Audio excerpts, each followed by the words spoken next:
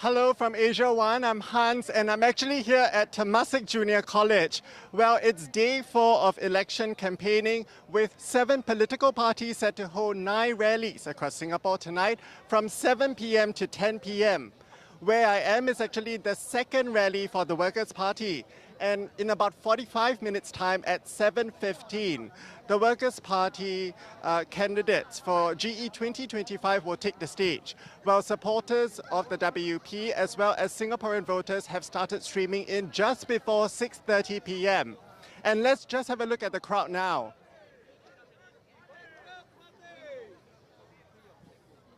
So we can see many of them are lined here in picnic mats, they're starting to stream in.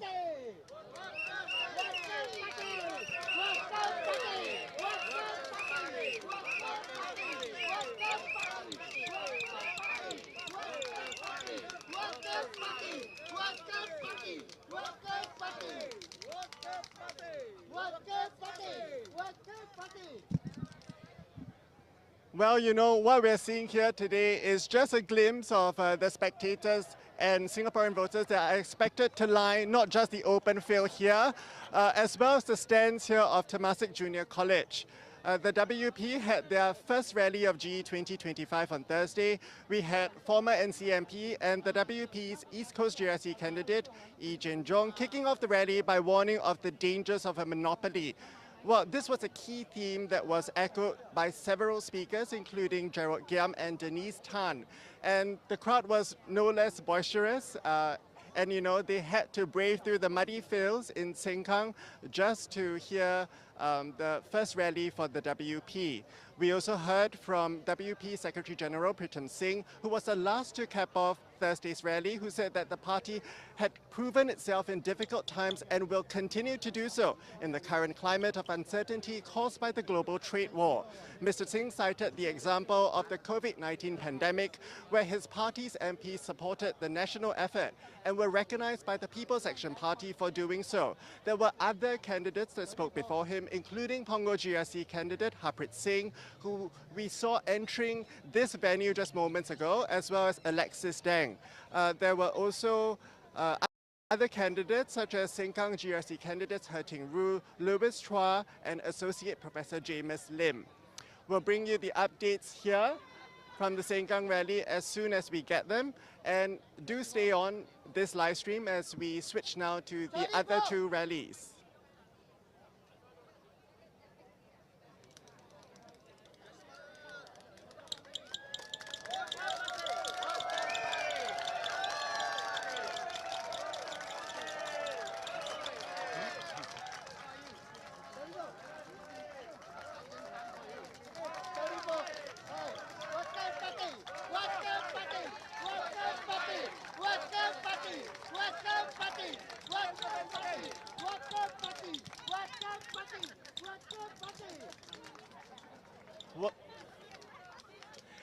As you can see, the crowd is just getting alive here at Temasek Junior College. That was WP's Denise Tan, who was just interacting with the party supporters and Singaporean voters, all gathered here at Temasek Junior College.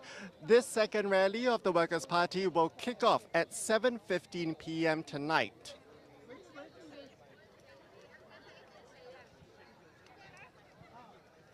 For those just joining us, I'm Hans from Asia One, and what you're seeing live here from Temasek Junior College are supporters streaming into the venue where the Workers' Party will be holding its second rally.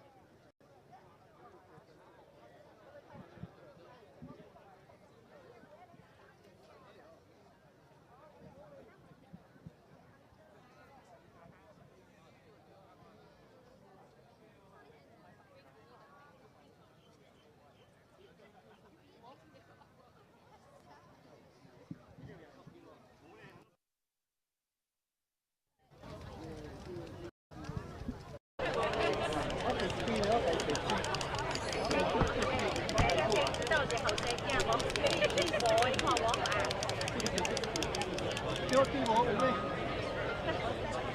加跟它有2次。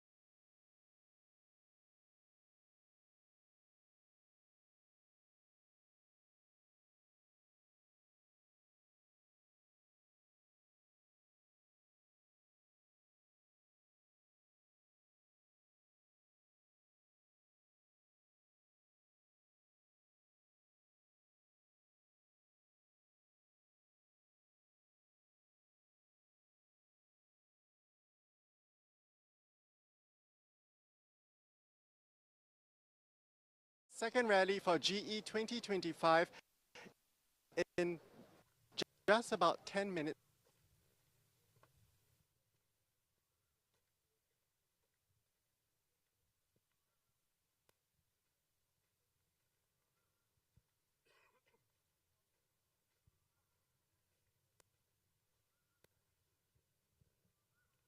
Test 1, 2.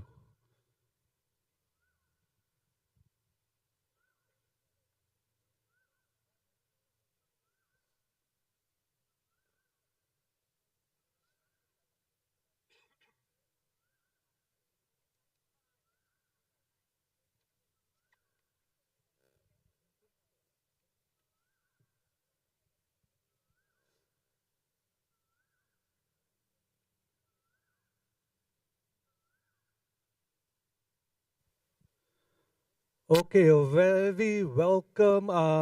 Thank you for coming down to Bukit View Secondary School for our first Red Dot United rally for Jurong East Bukit Batok GRC. Okay, for all the residents here, maybe you can gather a little bit. Not to wait. We just pray that the rain or shine will still be here serving you. So let me welcome the candidates from RDU.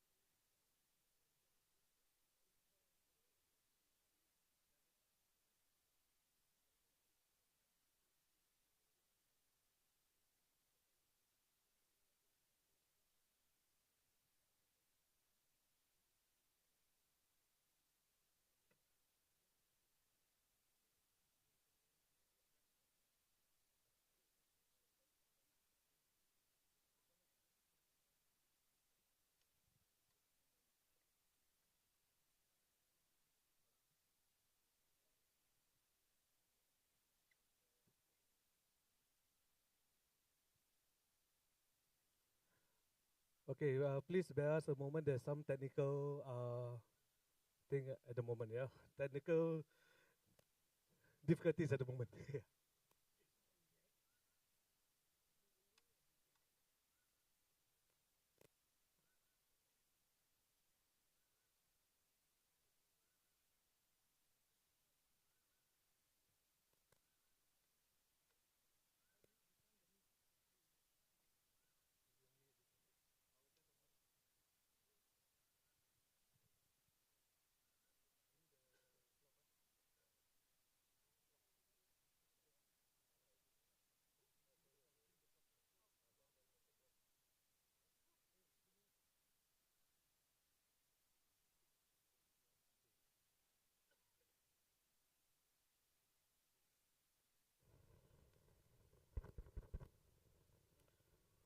Okay, check 1, 2.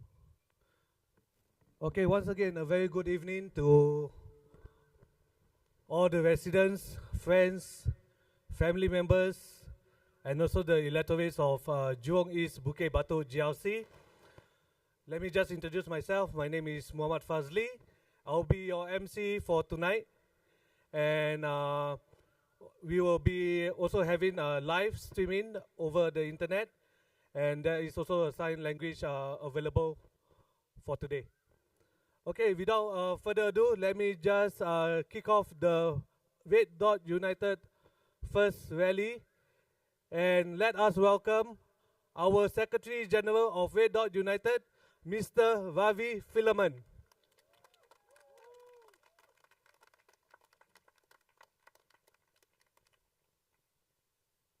Hello everyone. Hello every voter from Jurong East, Bukit Batok, GRC. Thank you for coming to Red Dot United's first rally for GE 2025. Before I begin the speech tonight, let us have a minute of silence for Pope Francis, who passed away a few days ago. He is a man who is remembered for standing up for the marginalized, for the underprivileged. It is important that we at Red Dot United, who share the same values, pay our respects to him. So, together with my candidates, may I ask you to stand and let us observe a minute of silence for Pope Francis.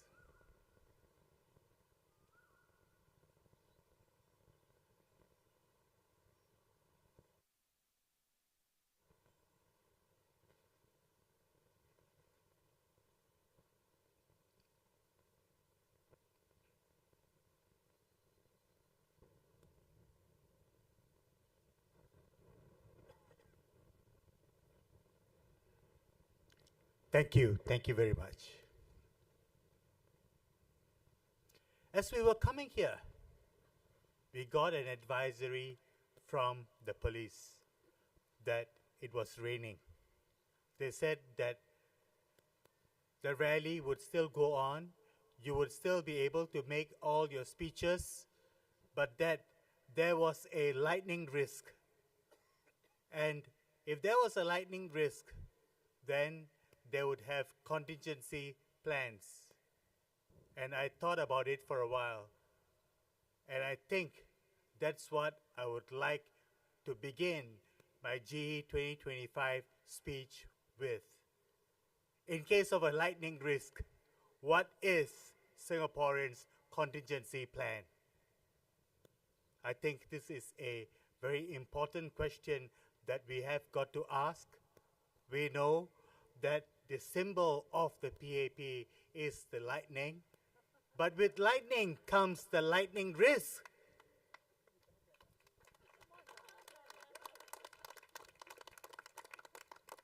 In case of the lightning risk, what is your contingency plan? I think it is an important question that Singaporeans need to ask. I think it's nothing new when I say that we should not give the PAP a blank check. The Prime Minister, Mr. Lawrence Wong, in speaking to us a few days ago, maybe it was yesterday, he said, well, we should not call him Prime Minister yet, right? Because he is yet to earn his stripes as the Prime Minister. This is his first election, and he needs to earn his stripes to be called the Prime Minister of Singapore, and I wish him all the best. But as he's going to try very hard to earn his stripes, he said that just like we cannot give the opposition, just like we cannot give the PAP a blank check, we cannot give the opposition a free pass. I agree. I agree with the Prime Minister. Please don't give the opposition a free pass. This election, it is important to think not what the PAP has for you. It is important to think not what the opposition has for you, but it is important to think what is in it for you, the people of Singapore. I think that is the most important question that you need to ask yourself. Because when you go to the polls on the 3rd of May, it is never about which party is better. It's never about if the PAP is better. It's never about if the Red Dot United is better. It is always about what is better for the people. And let me tell you what is better for the people. We know that life has not been easy for Singaporeans in the past few years. We know that. We know that a lot of people have been digging deeper and deeper into our pockets. It has never been easy. In our walkabouts, in the different constituencies that we are engaged in Jurong Central SMC, in Jurong East Bukit Batok GRC, in Holland Bukit Timah GRC, and in Nisun GRC.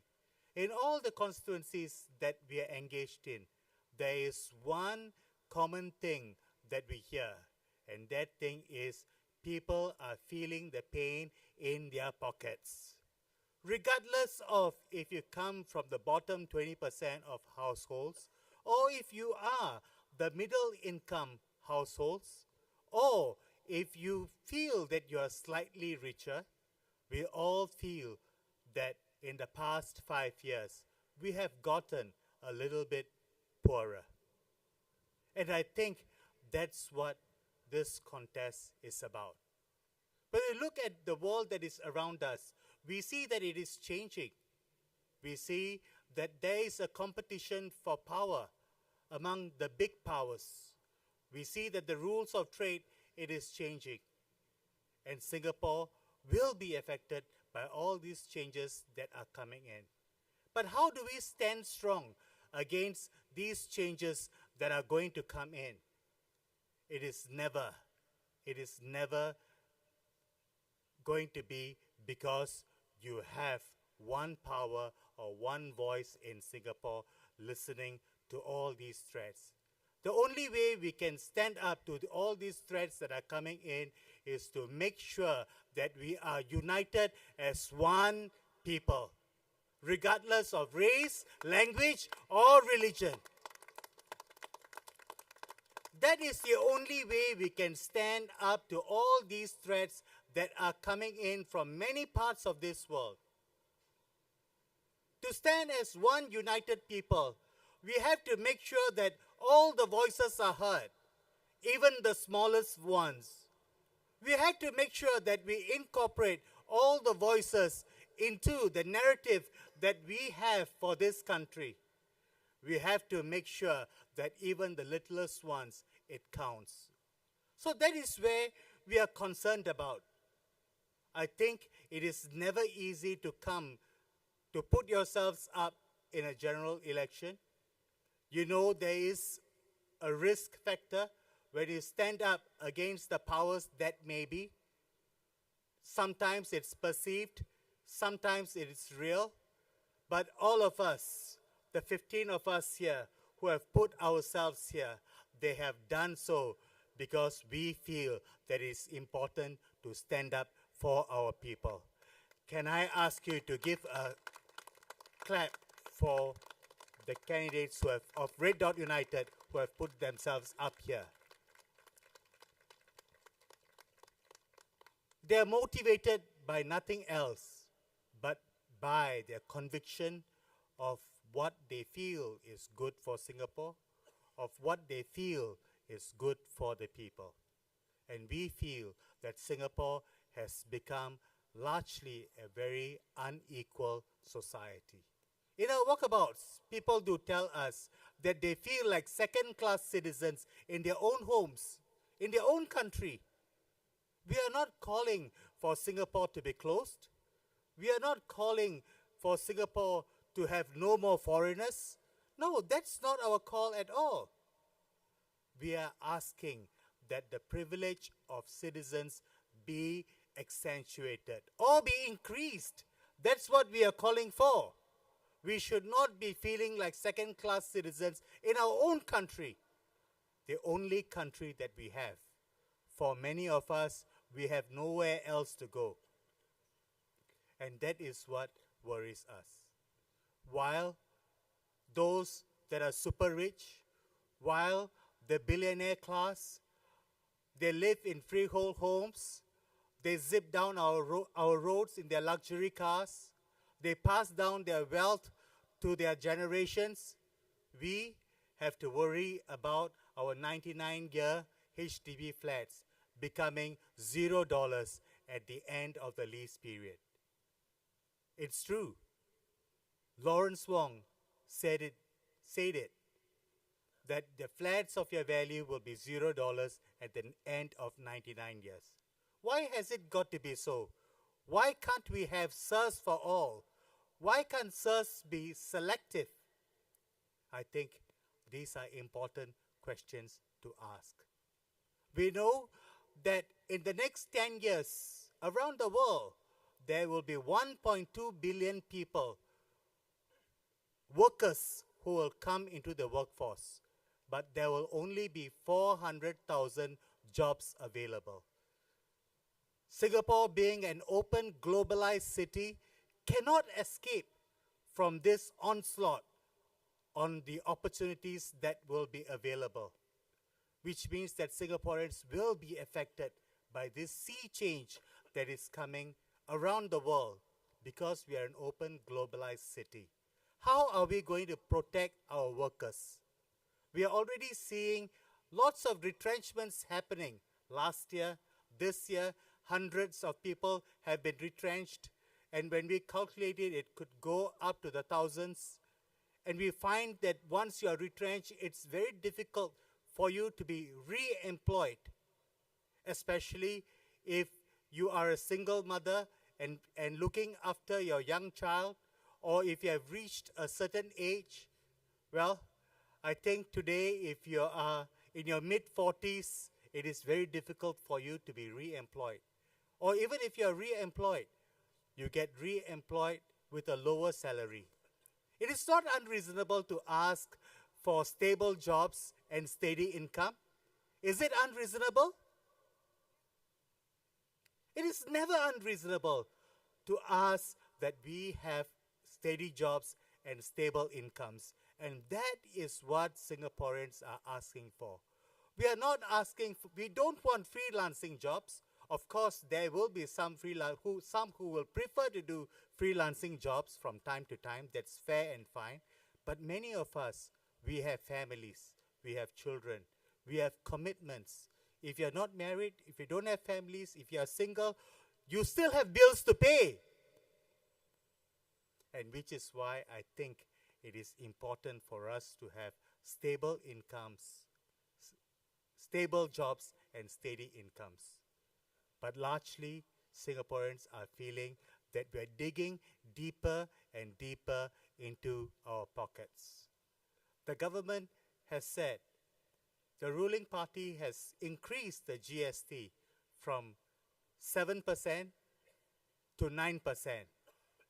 Not once, but 2 times. And we think that the GST should be reverted back to the 7%. Why do we call for this? Because putting the GST back to 7% will mean that you have more money in your pockets.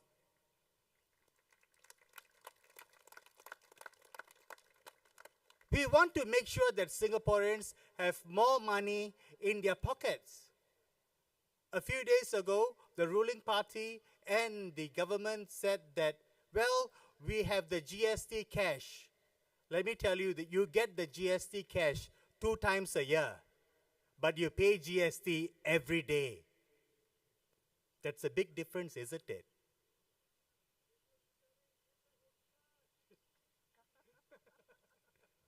Our friend there said it. In case you didn't hear it. Give chicken wing and take back the whole chicken. Nothing new. This has been said at different times, even in different election seasons. But it is a time. That is the perception that many Singaporeans have. And I think it's time to correct some of these perceptions. It is always about you. This election is about the people. This election is not about Red Dot United. This election is about the people. So when you go to the polling booths on the 3rd of May, please remember that. It is about your children. It is about your grandchildren. They will be here long after you are gone. And that is an important decision, an important consideration that you have to make. Is the PAP the kind of party that will put your interests first? Or has it aligned itself more with the billionaire class? We feel that with the million-dollar salaries. And with the perks for the GLCs and the MNCs, and allowing our SMEs and our micro businesses to suffer, they have aligned themselves more with the billionaire class. And that is why our slogan is Singaporeans have to be first-class citizens in their own country, in their own homes. Don't you agree?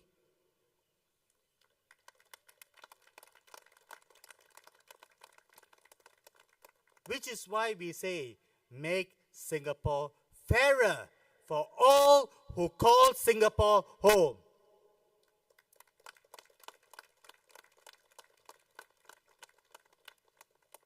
So I say, vote for Red Dot United, secure your future, make sure your children have a tomorrow to which they can look forward to. Thank you very much.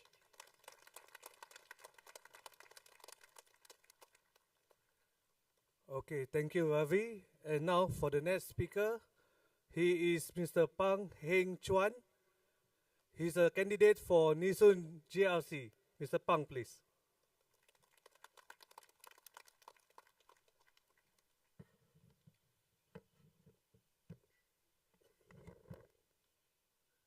Thank you. Hello, fellow Singaporeans. Good evening. We had spoken of a citizens' dividend to alleviate high cost of living issues, which is a non-conditional cash transfer that serves as a financial safety net for Singaporeans. The PAP had asked, how are we going to fund this? I can tell you, there's one way. It is that we can fund this from money that can be saved from government spending wastages. As a company director managing multi-million-dollar budgets at my previous companies, Sony and Dell, I've learned one crucial lesson. Every dollar wasted is a dollar stolen from your future. Yet, our government seems to have missed this basic business principle. While I ruthlessly eliminate unnecessary positions in my companies, our ministers are creating jobs that serve no purpose. Let's talk about these astronomical salaries, shall we? Our mayors earn a staggering $3.3 million annually. Can somebody tell me what they do?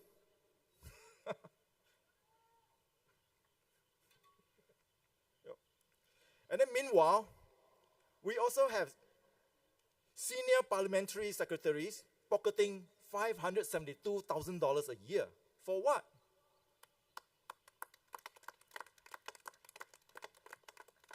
Can anyone here tell me what exactly does a parliamentary secretary do that justify earning more than 10 times the median Singaporean salary? I run a multi-million-dollar budgets at the companies I work for. And I can tell you this, I have never created unnecessary roles. Not for my family, not for my cronies, and not for anyone. Every position must justify its existence through value creation.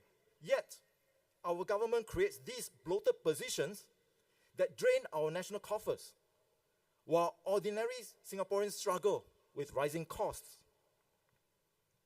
And the wastage doesn't stop there. Do you remember our budget terminal? Built with your tax dollars, and then unceremoniously scrapped just after 6 years. Okay. How many of you could afford to build a house and then demolish it 6 years later?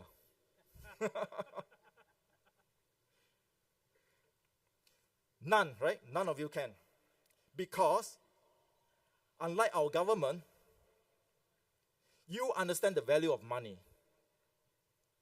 Now, they are spending $335 million on a founder's memorial. $335 million.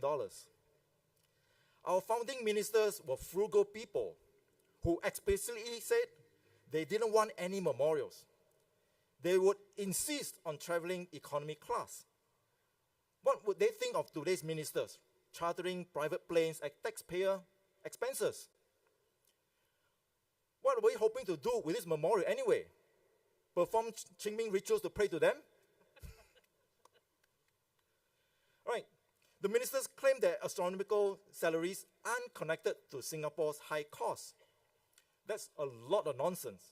Every dollar wasted on unnecessary positions and monuments is a dollar that could have gone directly to you.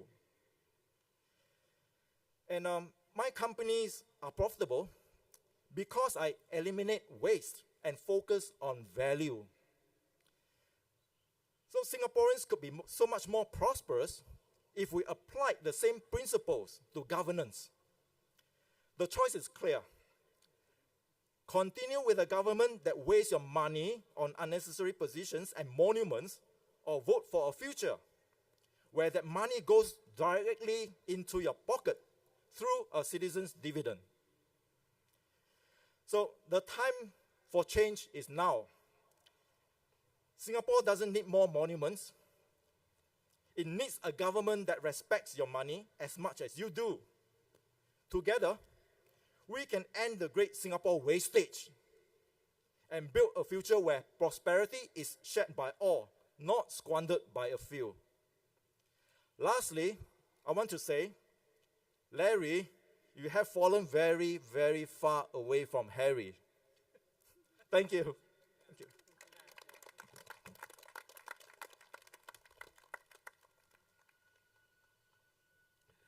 Thank you, Mr. Pang. So for the next speaker, it's actually myself. Okay, once again, my name is Muhammad Fazli bin Talib.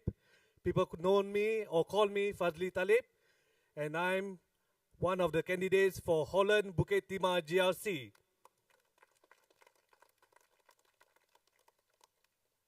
My fellow Singaporeans, for weeks, I've walked through the markets, food center around the constituency, drinking kopi, but not with the police, drinking kopi with storeholders, hearing their struggles. What I've seen and heard may surprise many of you. Many Singaporeans who believe that fairness is important. In my walkabouts, I've spoken to many hawkers, many uncles and aunties working in kopitiams, food centers, and even the markets. They work very, very hard. Sometimes they have to wake up very early in the morning when we are all sleeping at 3 a.m. in the morning just to get started for the day. And many of them finish mostly around 10, 11, and some even at 12 midnight. They tell me, how is it tough to make a living? They are not complaining, actually. I know them. Like many Singaporeans, they are very, very hardworking people. But some of them tell me how they are fine, even for the smallest infraction or mistakes that they made, such as a box that was slightly out of place. He told me that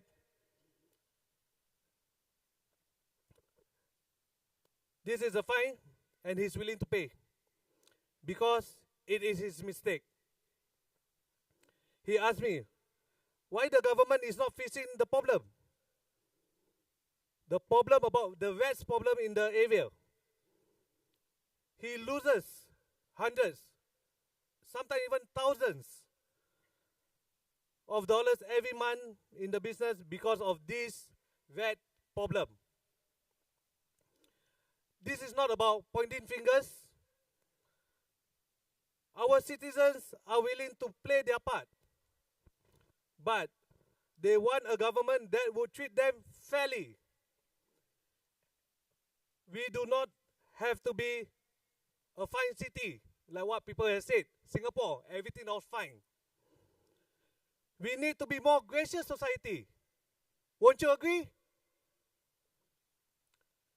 And the tone, the pace can be set by the ruling party is not being transactional at all time.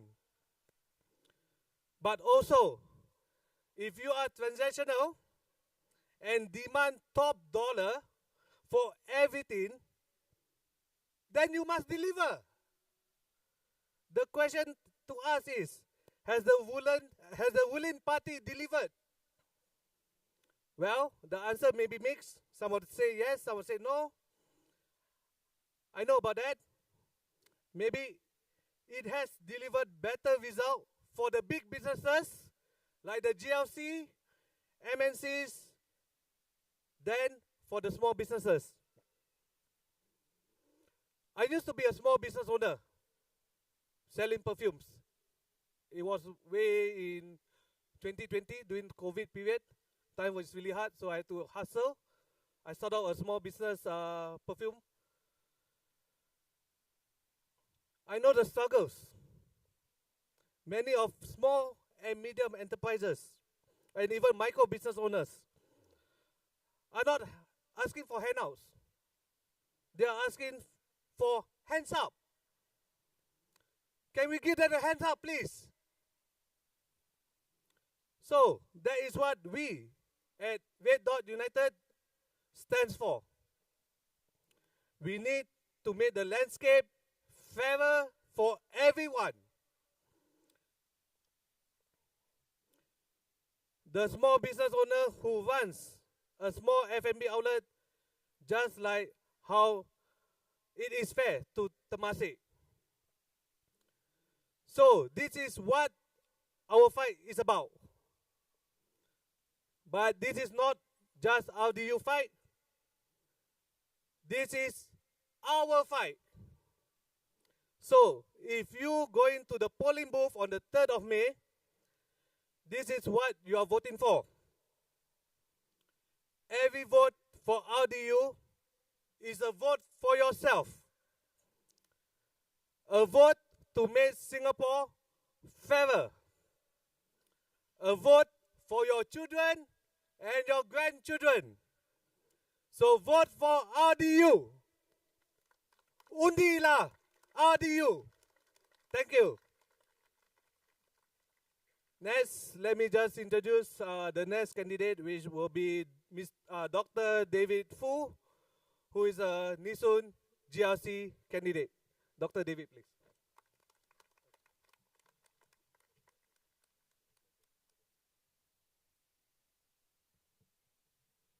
Good evening, residents of Jurong. It's great to be back. Tonight, I will speak about inequality. And we'll talk about first food security for all Singaporeans. In our walkabout in rental flats, we discovered that many children are going hungry almost every evening. And this is in crazy rich Singapore. Children are going hungry. Can you believe it? People tell us that they know of neighbors knocking on their windows or their doors at home asking for food for the young children. The Singapore Pocket Money Fund from the Straits Times supports many families to get one proper meal a day. What about free meals kitchens? Many Singaporeans are queuing up for free food. Studies estimate that at least 10% of Singaporeans experience food insecurity at least once a year. Even more troubling, a study conducted by the Lien Center for Social Innovation at the Singapore Management University found that 1 in 5 participants, or 20%, have severe food insecurity. It is indeed very troubling when ministers talk about paying $18 to $20 for pasta at a restaurant and complain that Singaporeans are unwilling to pay more than $5 for wonton mee. Isn't it troubling? Yes, it is. Does it not trouble you? It does. It troubles me. To make our hawker center, to make our hawkers sustainable, We need to provide our hawkers with sustainable rents for their stalls. We agree with the minister that hawkers deserve a higher quality of life. For that, we need to look into what we can do to control the hawkers' input costs. And rental costs is a controllable that we can look into to keep food affordable for me, for you, for everyone, as well as helping hawkers keep their input costs low. And this will in turn help our hawkers attain a sustainable profitability for them to have a higher quality of life. So my fellow Singaporeans, we need to move away from a rent-seeking economy by which its very nature is transactional, and that strips away value from the people. RDU believes that everybody can afford to eat well in Singapore. And one of the ways to achieve that is to have a Singaporean first hiring policy as written in our manifesto. May I invite you to read the manifesto for further details in there. We can sustainably afford to provide every citizen a citizen's dividend. And this becomes all the more necessary when we are now anticipating strong disruptive headwinds that will result in major job losses that is coming. We already see this happening last year and early this year when highly skilled and qualified IT professionals are laid off with almost no warning recently. And many workers in their 40s or 50s who have been laid off will struggle to find jobs that will commensurate with their experience levels. And this leads to retirement insecurity. So when you go to the polls on May 3rd, think about these. Has my life improved? Has it become more insecure when the role of government is to provide security for our jobs and for our people? Think about this on 3rd of May and think about what RDU can do for you. So have a very good evening and thank you.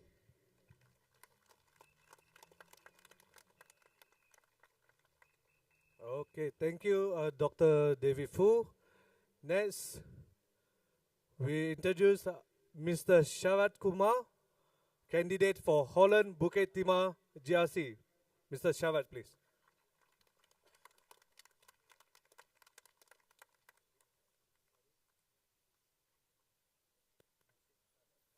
Good evening, fellow Singaporeans.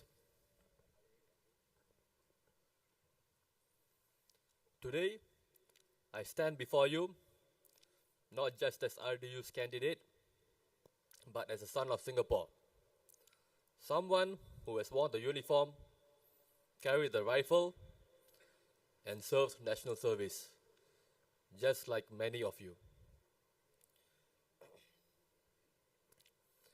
And I want to ask you a very simple question. If you are old enough to carry a rifle and defend your country,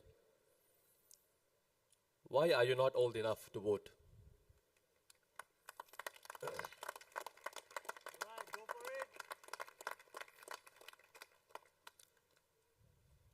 Does that make sense to you? Every year, thousands of 18-year-olds in our country become soldiers. We train them, discipline them, expect them to defend our nation if anything happens. But when it comes to voting, some people say they are too young, what do they know? They are not mature enough. If they are not mature enough, then why give them a weapon? Why send them to defend Singapore?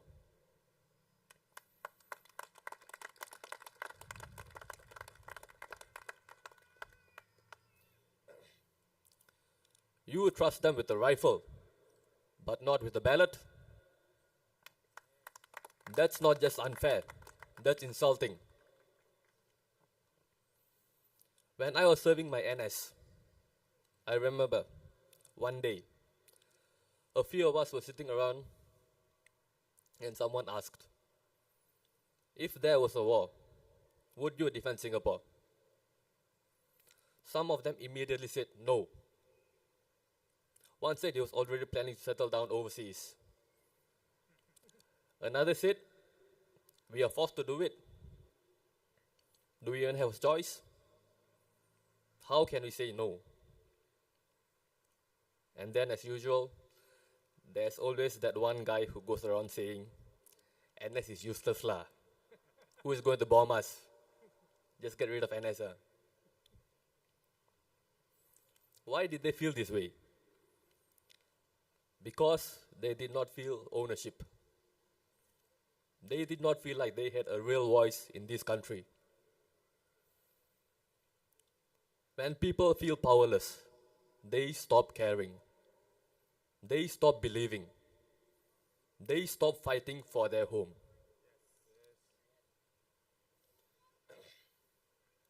Giving 18-year-olds the right to vote gives them responsibility. It gives them the reason to defend this country, a reason to protect their rights, a reason to protect their say in the society. It tells them, you matter, you have a stake, this country is yours to build, to defend, to love. What's puzzling to them is how new citizens can skip all of that. They come in, take the passport, take the benefits, but they do not serve. Is that fair? No. Service is what makes us one people, not just a piece of paper.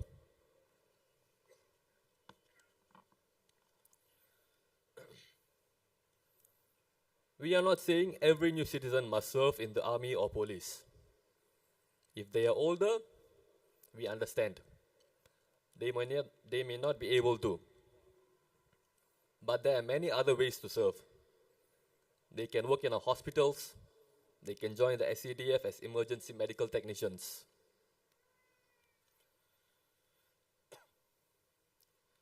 National service is not just about fighting. It is about contributing.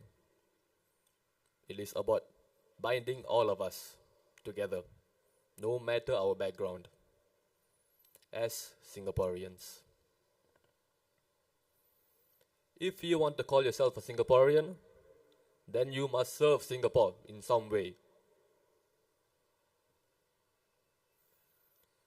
It is always about fairness. For us young people, fairness is very important. Which is why we ask, why do we have to wait until we turn 35 to get a BTO flat? 35.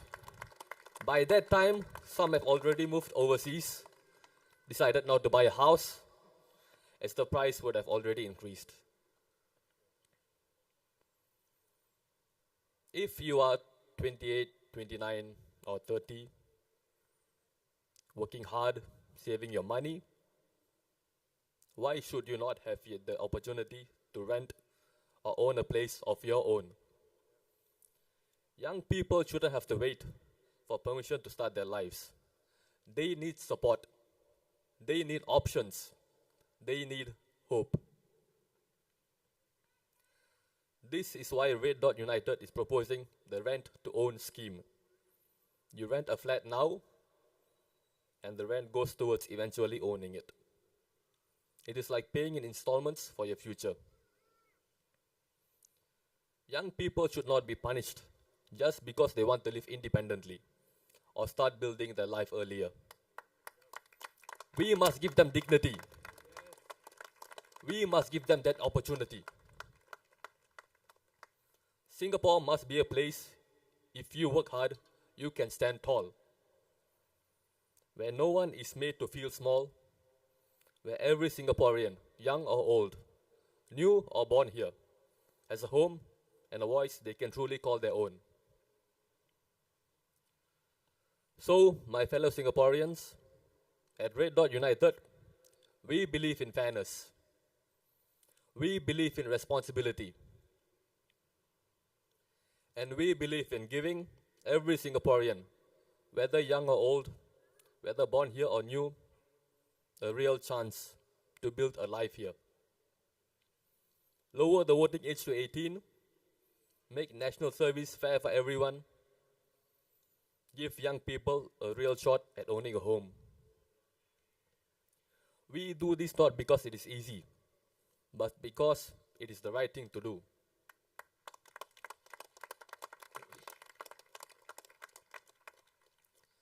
I used to think that politics is not important, but not anymore. Because I have learned that politics is about how I live my life, how you live your lives, what is important to you. So when you vote for RDU, you vote for yourself too. And that is why I ask you, vote for Red Dot United.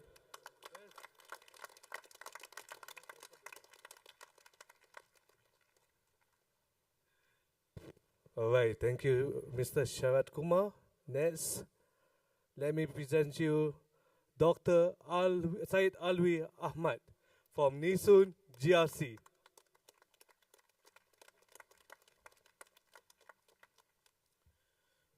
Good evening, ladies and gentlemen. I'm Dr. Alwi, the head of RDU's Malay Bureau, and I take great pride in being the head of the Malay Bureau because there are many issues of the Malay Muslim community that are important to me. Of course, most issues that we Singaporeans face are similar and common to all of us, such as the cost of living, the price of HDB, and so on. But there are specific issues that are particular to the Malay Muslim community. You know, sometimes we Malay Muslims feel invisible or maybe just tokens. I'm not sure if this is actually true, but that's how we feel or how we are made to feel. I hear from the ruling party that there are no halal kitchens on our Navy ships. But how can this be? Aren't we all Singaporeans? What about our pledge that says, regardless of race, language, or religion? But the Malay soldier will be as ready to give up his life as the Chinese soldier. We must be inclusive, and we should include them too. I don't know why our police women are not allowed to wear the tudung. There are many well-qualified Malay women who wears the tudung. If Australia, which was predominantly white, can do it, why not us? Why not Singapore? A multiracial, multi-religious, and diverse country. It is important for us to send a signal, and that is why RDU calls for a Lieutenant Adnan Day on the 14th of February.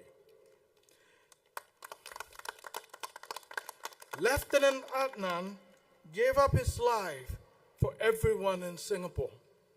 He laid down his life for Singapore. At Bukit Chandu, he and his platoon men made the supreme sacrifice for everyone in Singapore. And today we acknowledge their sacrifices.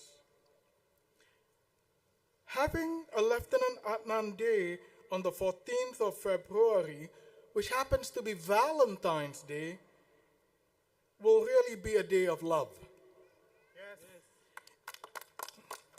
It will be a public holiday in a very stressed Singapore, and this is not about only the Malay Muslim community or what's good only for the Malay Muslim community, but it's about what's good for Singapore.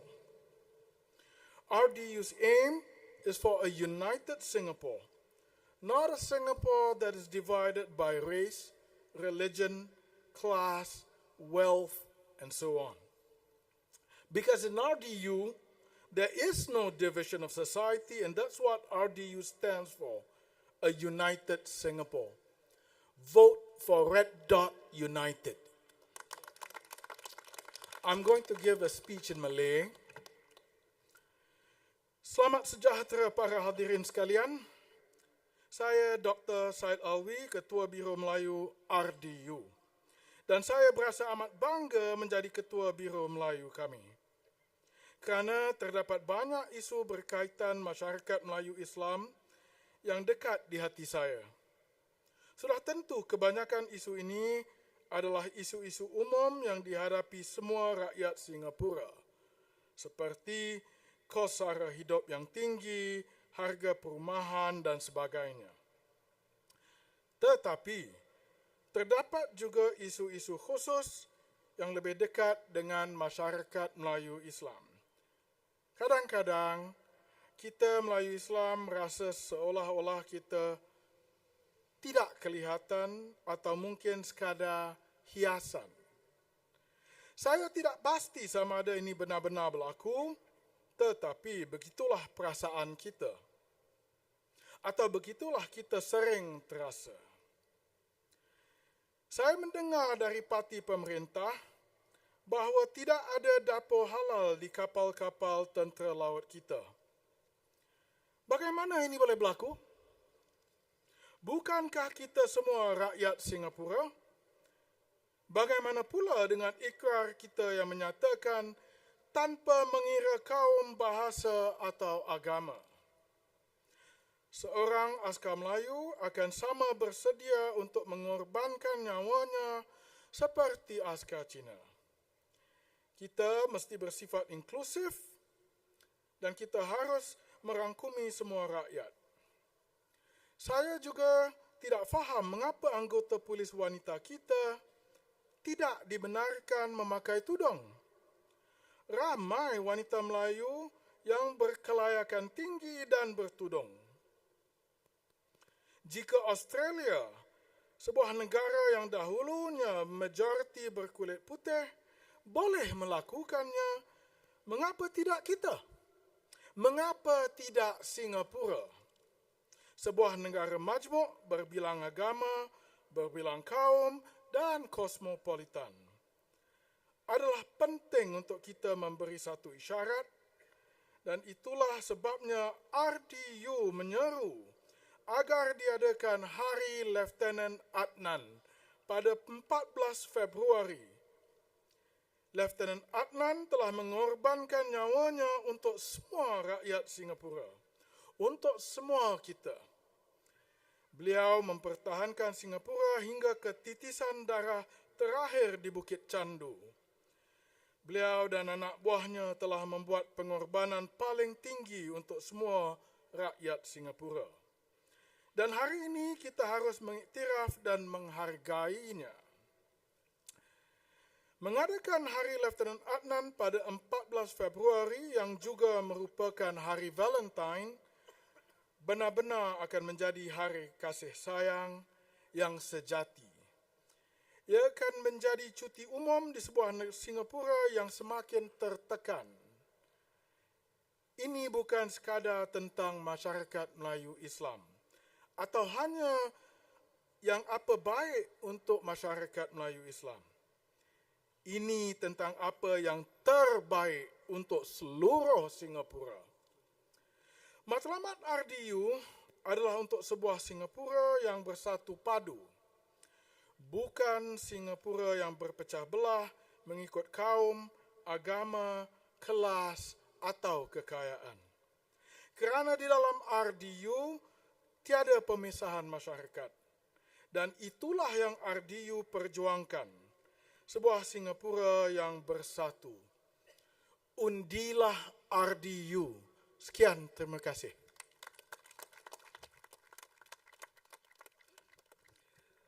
Okay, thank you very much, Dr. Said Alwi.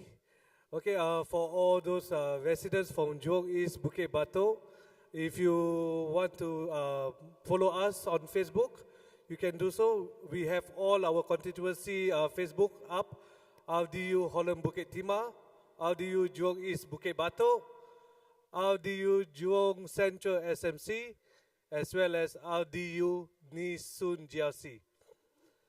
Okay, now let me just introduce to you the seventh speaker for the night, Ms. Sharon Lin, Nee Soon GRC candidate.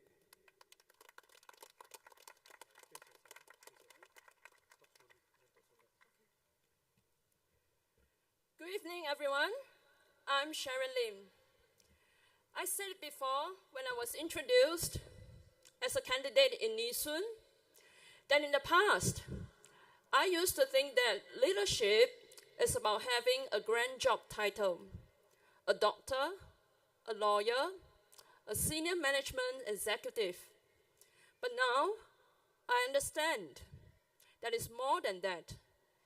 It's about having the courage to point out where things went wrong and provide a different perspective.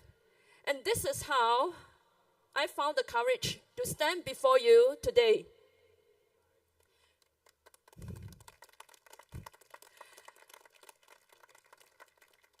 So where have things gone wrong?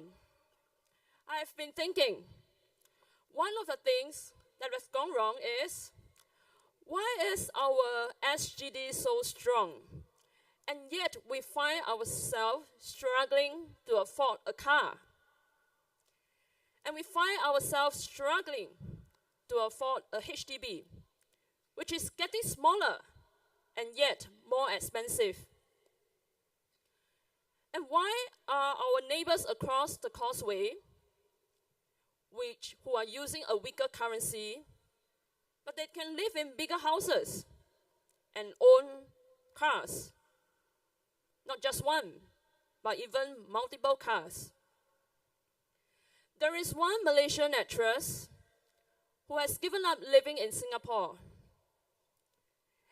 She has moved to Johor Bahru because the rents in Singapore have gone up so high for her. And despite spending 2 to 3 hours traveling between Singapore and Malaysia every day, she still decided to move there. Why? What does that tell you about Singapore? Personally, I have friends and colleagues who have already moved to Johor. I also know of fresh graduates who are already thinking about retiring in Johor. Just think about that. They are only in their 20s, and yet they are already thinking about that. They also tell me they want to own a car in Johor, not in Singapore. We also know that many Singaporeans are seeking medical and dental services in Malaysia. There is a Johor Singapore Comcare Association.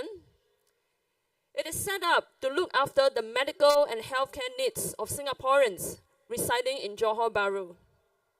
And let me tell you, if such an association can be set up in Johor Bahru, it shows us that the number of Singaporeans who are living across the causeway is not a small number. Why can't we just build a better life, a better quality of life for Singaporeans right here in Singapore?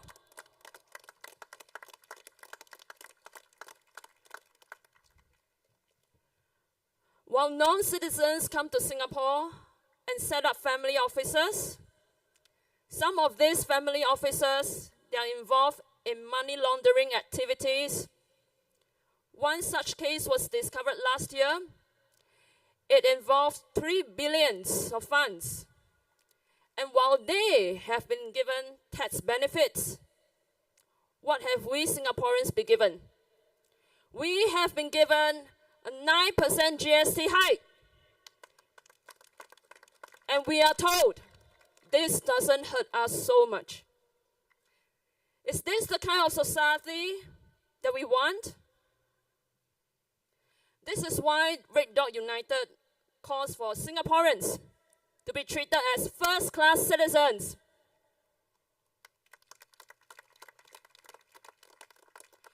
We call for Singapore to be a fairer Singapore. Singapore should not just be a playground for the elites and the super rich. Singapore must be able to provide a better quality of life for the majority of Singaporeans, of ordinary Singaporeans, whose hard work must be respected and must be valued. Vote for Red Dot United. Thank you.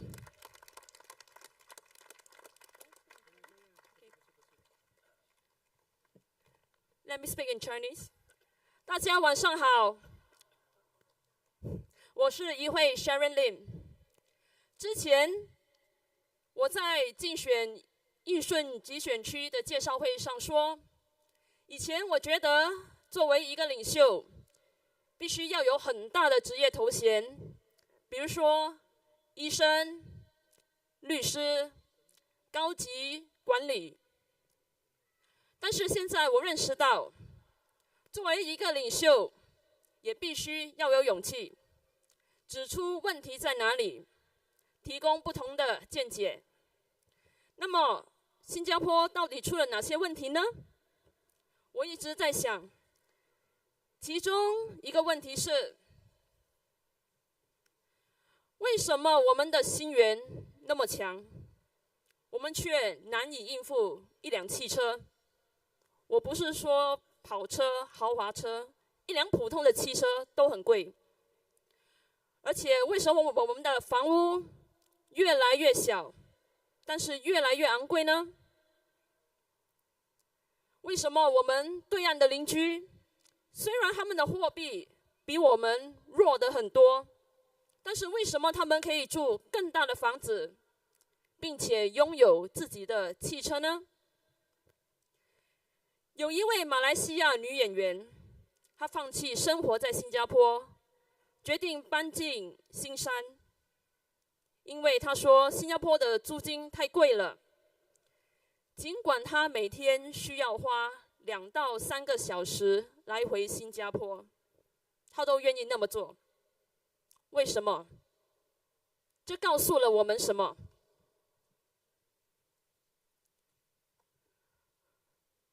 我已经有一些朋友和同事已经搬到柔佛了，我也认识一些刚毕业的年轻人，他们也已经考虑搬到柔佛去退休。大家要想想，他们才仅仅20多岁，但是他们已经这么在想了。他们还告诉我，他们想在柔佛拥有汽车，而不是在新加坡，因为他们负担不起。很多新加坡人也到柔佛去寻求医疗和牙医的服务。更有一个叫柔佛新加坡关怀协会 Johor Singapore Comcare Association， 它的成立是为了照顾在柔佛数百名新加坡人的医疗保健需求。让我告诉你，如果这样一个协会能够成立在柔佛，这告诉我们，居住在柔佛生活的新加坡人不是少数。为什么我们不能在新加坡为新加坡人提供更高质量的生活呢？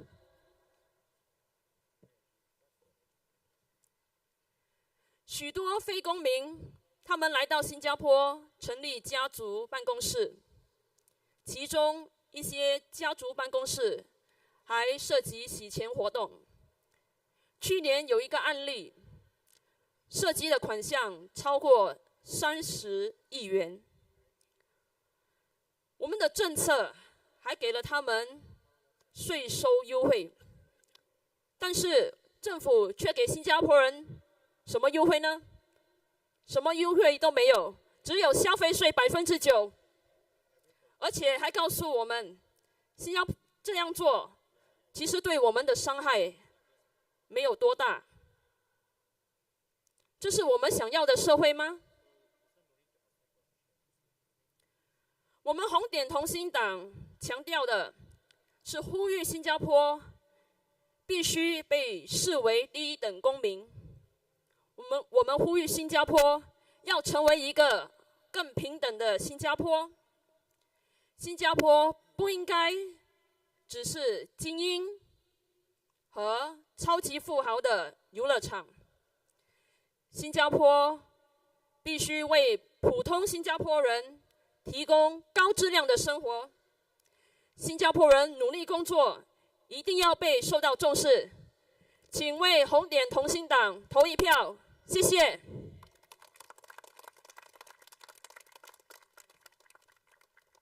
Okay, thank you, Ms. Sharon Lin. Okay, now next, for speaker number 8, we have a strong lady who's standing alone at Jurong Central SMC. Let me present to you Ms. Kala Manikam.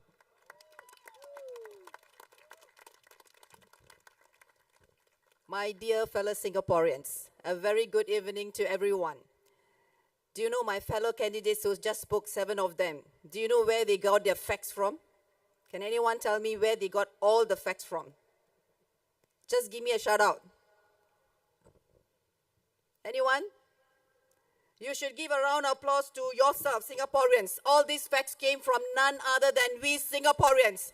We Singaporeans are giving us inputs every day, every minute, every second, from WhatsApp to email. Everything, every information is coming from you. All we did is consolidated. And we Singaporeans know every single details. Even the newspaper doesn't know. Because you know, right? They need to censor certain things, okay? So where I'm coming from, in order for us to have to this change, we need to do something. And we know change is never easy. We know that this country has been ruled, I use the word ruled, by PAP for the past 60 years. I say the word ruled, I didn't say we are managed. We've been ruled by them telling us what to be done, to the extent what kind of HDB blocks, what size you need to have, how many kids to produce, what kind of education system you need to go, what kind of income you need to have. We've been told every single thing for the past 60 years. I think Singaporeans, it's time that we need to make that step. How are we going to make? Let me share my own personal experience. I've been an army officer. When I chose to be an army officer, I wanted to serve not only the country. As you heard the story of my fellow friend who shared about whether you defend the country. We might be a tiny dot, a tiny red dot in Singapore, but we are known to the world not by the leaders only, by the hard work of our parents and grandparents who actually built this country for us. And you know that every single effort, every bricks that been put in Singapore today, what we are, it belongs to we Singaporeans. Give a round of applause. We deserve it. And then, being in the SAF, I didn't join SAF just to earn that kind of money. I joined Singapore Armed Forces to serve the country. You might think that we might not be able to defend. I disagree. Every one of us will play the part to defend our country in whatever situation we are. At that point of time, when I wanted to decide to make a change from leaving from SAF to go to the private sector, it was a tough decision. You know why? Good pay, comfort, very luxury in terms of everything is taken care. Even your career path is taken care of, who can become a colonel or brigadier generally. You know what I mean. Okay, where I'm coming from, I make the step to go out to see what the private sector is like, because I want to see what is there for me, and this is one life I have. I need to see what's happening out there. There was fear to leave the job. Very difficult decision, but I transformed my fear to faith. Dear Singaporeans, every one of us, in us, we have faith. But somehow it has been buried by the way we are being treated, by the way we are being ruled in this country. It's time for us to transform this fear to faith. faith is the way to go. And I took the leap of the faith to do something different in the private sector. It changed my life. Today, I'm here standing in front of you. It's reason because the change that I made to see what is out there. If I have stayed in my comfort zone, today I wouldn't be here. The comfort zone will actually make us feel that we are comfortable and will not make the change. So where I'm coming from is we need to make the step forward to make the change. You understand what I'm trying to say? Make the change where we need to give ourselves a chance. We are not giving our RDU a chance, but you're giving yourself a chance to make a difference in our country. So, where I'm coming from, let's take this opportunity to really listen to your heart and embrace that it's time for us to make the step forward.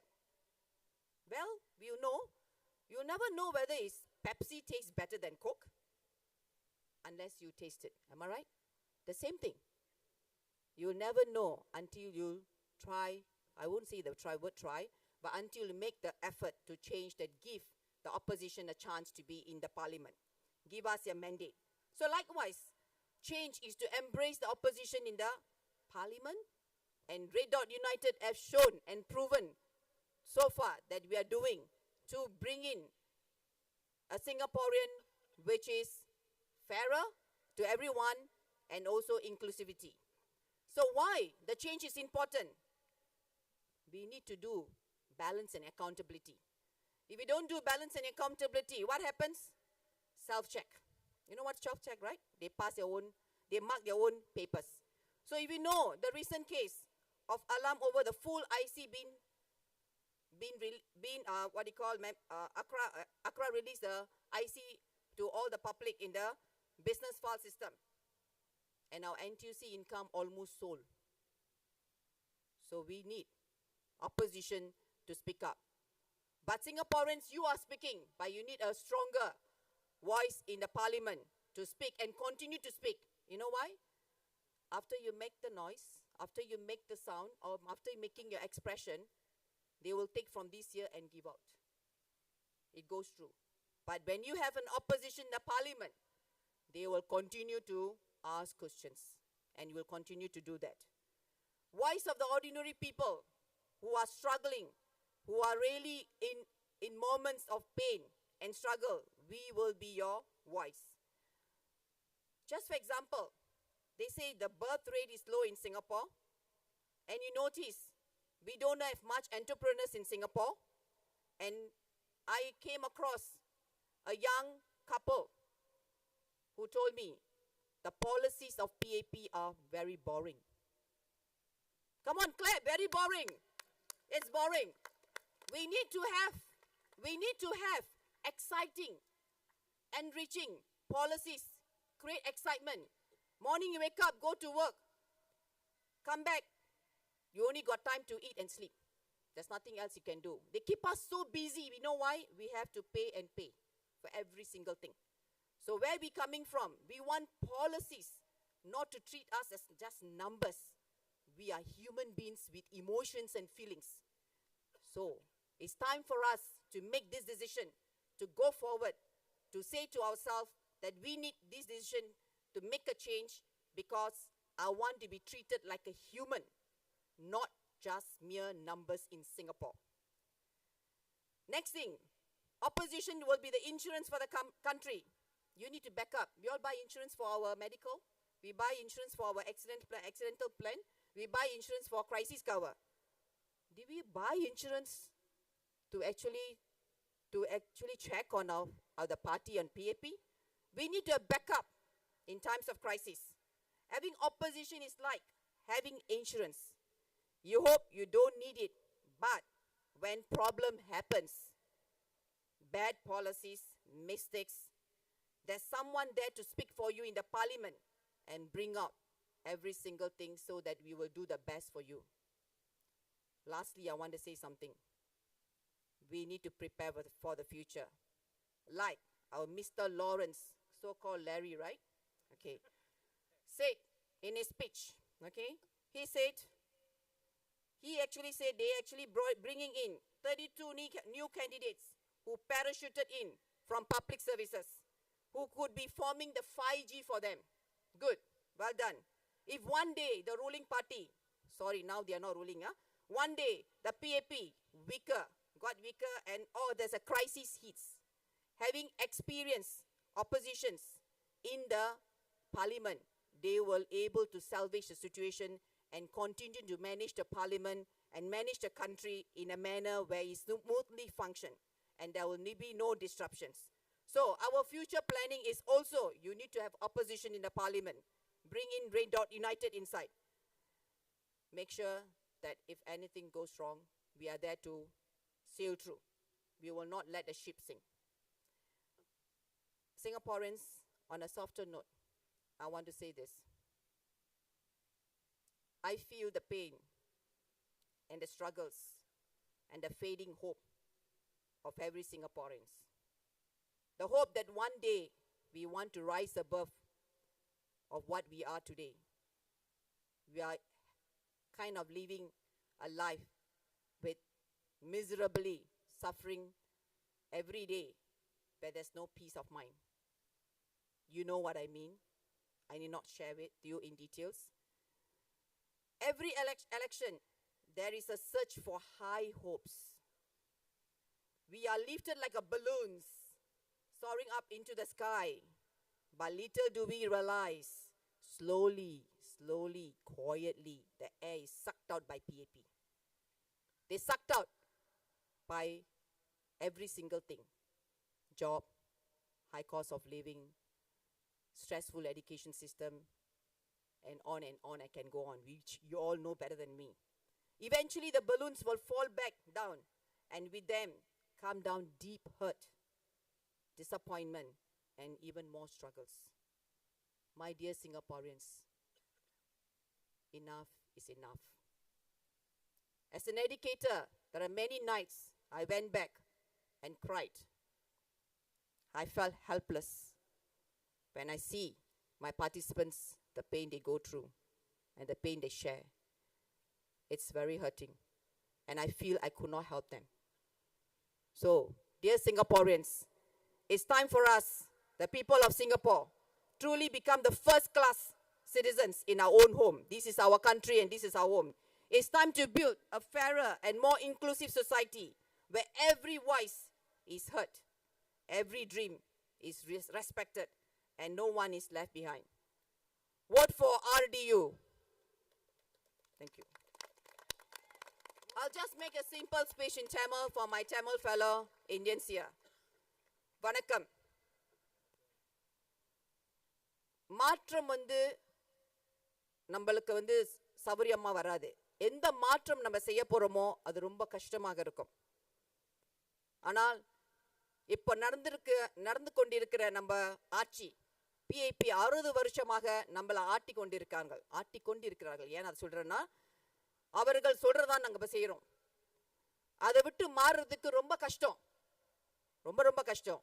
ஆனா நம்மளோட பயத்தை மாற்றி தைரியமாக ஒரு முடிவெடுத்தா கண்டிப்பாக அனைவருக்கும் ஒரு நன்மை கிடைக்கும், ஒரு தெளிவு பிறக்கும், எல்லோருக்கும் ஒரு நல்ல ஒரு மகிழ்ச்சியாக இருக்கும். ஆனால் நம் பயத்திலே நம்ம வாழ்ந்து கொண்டிருந்தால் நம்ம எதையுமே சாதிக்க முடியாது. நம்பிக்கை, தைரியம் என்றைக்கும் முக்கியம். நாங்க கேட்குவதெல்லாம் உங்கள் மனதை மாற்றி ஒரு தடவை உங்களோட முடிந்தால் எங்களுக்கு அந்த வாய்ப்பை கொடுங்கள். நாங்கள் கண்டிப்பாக நாங்க செய்ய வேண்டியதை கண்டிப்பாக செய்வோம். அந்த 5 வருஷத்துல நாங்க செய்யலனா நீங்க எங்களோட ஓட்டுக்கு நீங்க போட வேண்டாம். 5 வருஷம் கழிச்சு இந்த 5 வருஷத்துல நீங்க எங்களால முடிஞ்ச வரைக்கும் நாங்க செய்வோம். எங்களுக்கு ஒரு வாய்ப்பு கொடுத்தீங்களா கண்டிப்பாங்க நாங்க அதை எதை செய்ய முடியுமோ எல்லாத்தையும் செய்வோம். முக்கியமாக நம்மளுக்கு சந்தோஷம் முக்கியம். காசு சம்பாதிக்கிறது முக்கியம், அதே மாதிரி சந்தோஷம் முக்கியம். சந்தோஷம் இல்லாமல் காசு சம்பாரிச்சு என்ன புண்ணியம்? புண்ணியம் இல்லை. அதனால தயவு செய்து நான் உங்களை கேட்டுக்கொள்கிறேன். ஓகே, என்ன கேட்டுக்கொள்கிறேன்னா, ஒரு தடவை RDUக்கு ஒரு சான்ஸ் கொடுத்து எங்களை வாக்களிங்கள், எங்களை பார்லிமென்ட்க்கு அனுப்புங்கள். அதுதான் நாங்க கேட்கிறோம். ரொம்ப நன்றி. Thank you very much.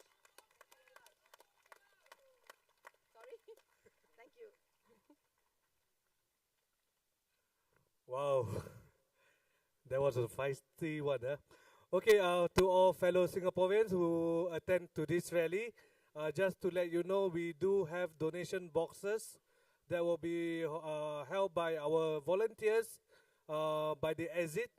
Yeah, do feel free to donate us generously so that we can continue this fight. This fight is not just for RDU alone, like what I mentioned earlier. This fight is for you, for your children, and for your grandchildren. Please do donate us generously. Next, let me introduce my fellow comrades for Holland Bukit Timah GRC, Miss Emily Wu.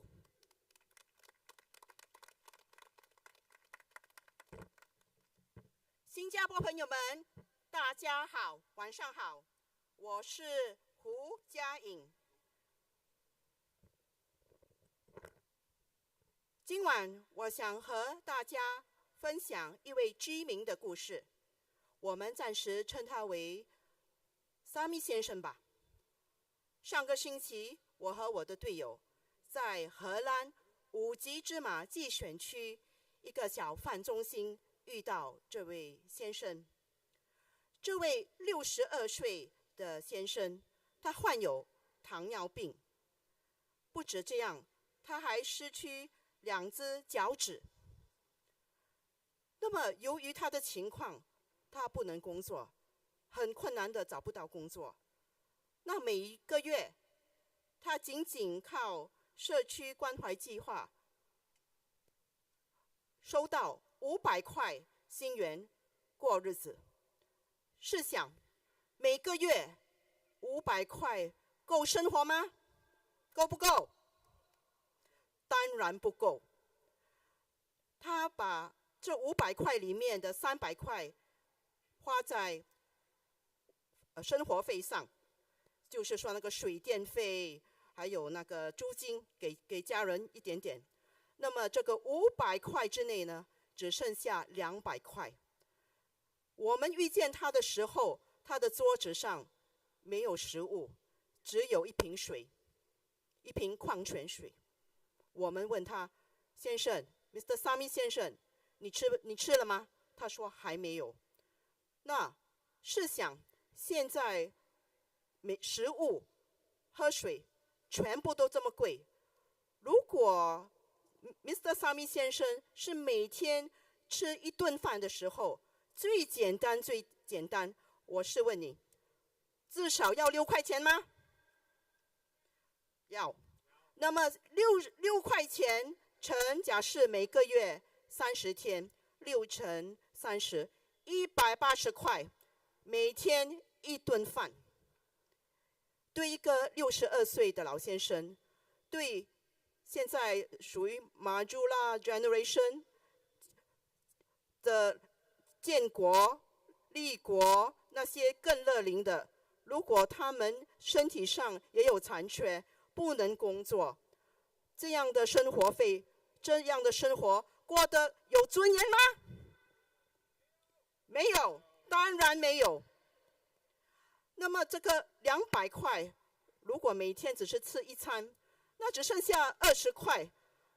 这个20块我们能做什么呢？那为什么我一个59岁，我今年要60岁了，我现在还没有过生日，所以59岁。为什么我一个比较年长、乐龄的 auntie 站出来呢？因为当我们年长的时候，年轻人、中年人可能还不大了解，我们比较多腰酸背痛，对吗？那么我们的胆固醇会比以前高吗？那我们的血压会比以前高吗？那么这么多的高胆固醇、高血压，还有腰酸背痛，那如果像这位萨米先生只剩下20块，到底我们能看医生吗？能吗？那我怎么办呢？如果头痛，花几块钱买风油；如果喉咙痛，去买川贝枇杷膏。可能这个20块，如果头痛、肚子痛、喉咙痛、咳嗽，我看这个20块也不够。那么怎么办？我们立国一代、建国一胎的新加坡人，他们有没有为新加坡牺牲很多，还有努力很多年？有没有？那么我们应该为他们做出更尊敬。所以到了2030年，在每3个新加坡人之中，就有1位超过60岁。红点同心党在2025年竞选宣言，不将老龄化为负担，而是机遇。我们不会把新加坡乐龄人忘记。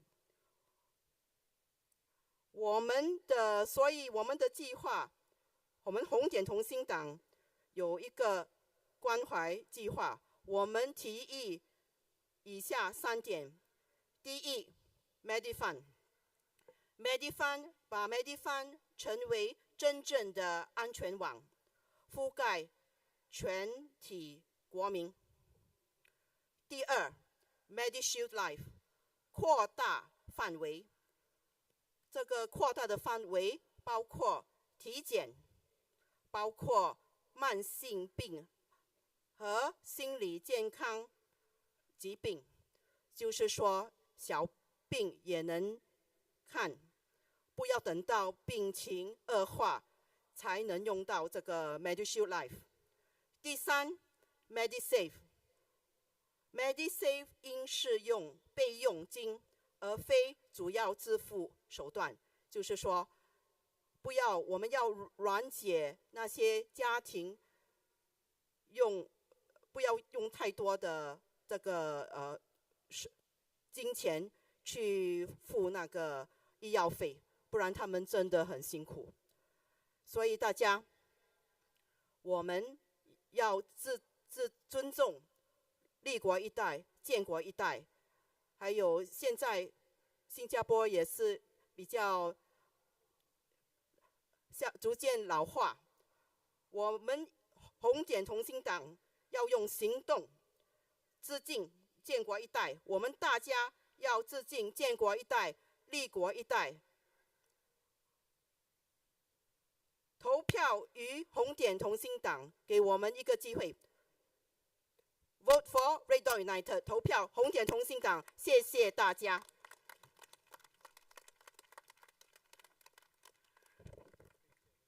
谢谢 Emily. Thank you very much. Now we are on our 10th speaker. He's what I call a big brother to me, Mr. Nizar Subair from Holland, Bukit Timah, GRC. Mr. Nizar, please.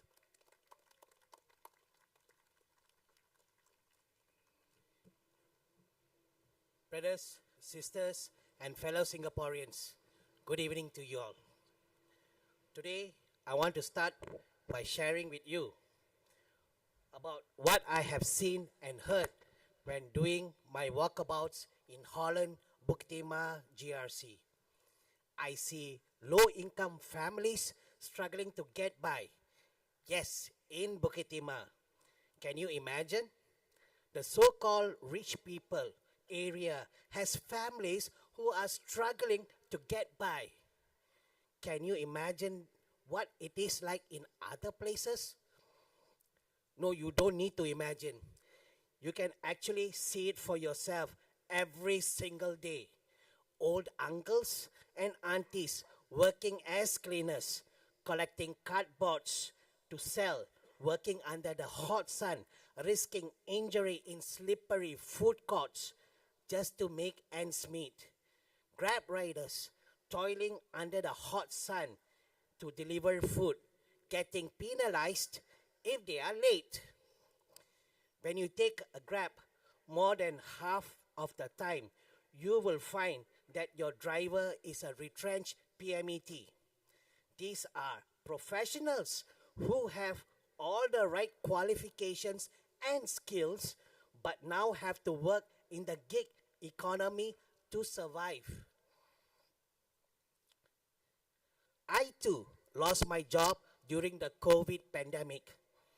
In the prime of my career, just like that, just like so many people I have met during my walkabouts, lost their jobs with no protections, minimum benefits, unable to find another job. For me, I managed to bounce back, but I know not everyone could.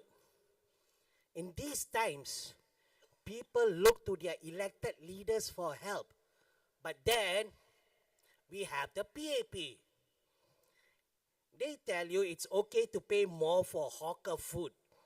But if he has bought, Edward Chia, my opponent in Holland Bukit Timah, claims that we only spend 0.1% of our pay on hawker food.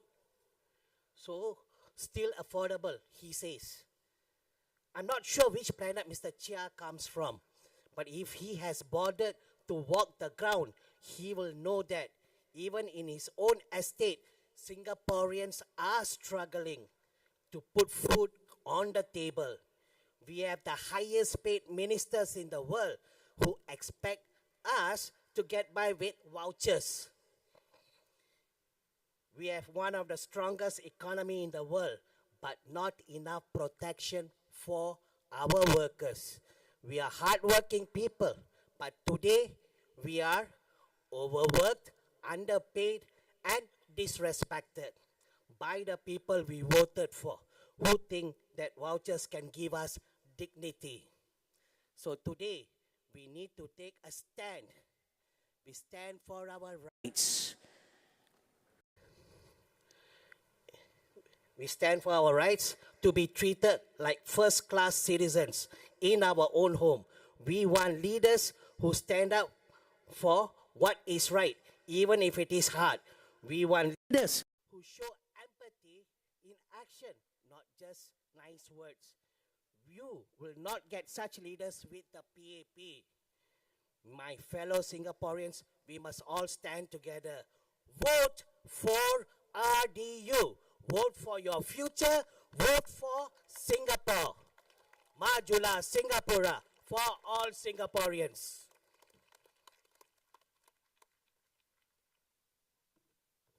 Thank you, Mr. Nizar.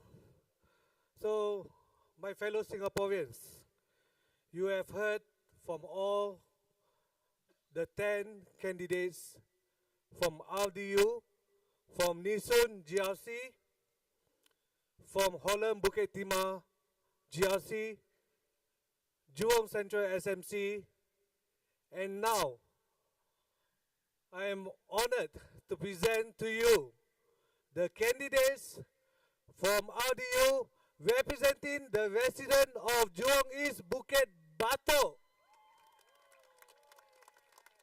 Come on, resident Jurong East Bukit Batok, you can do better than that.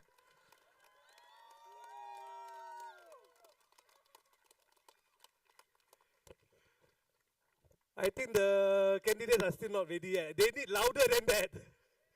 One more time, last one.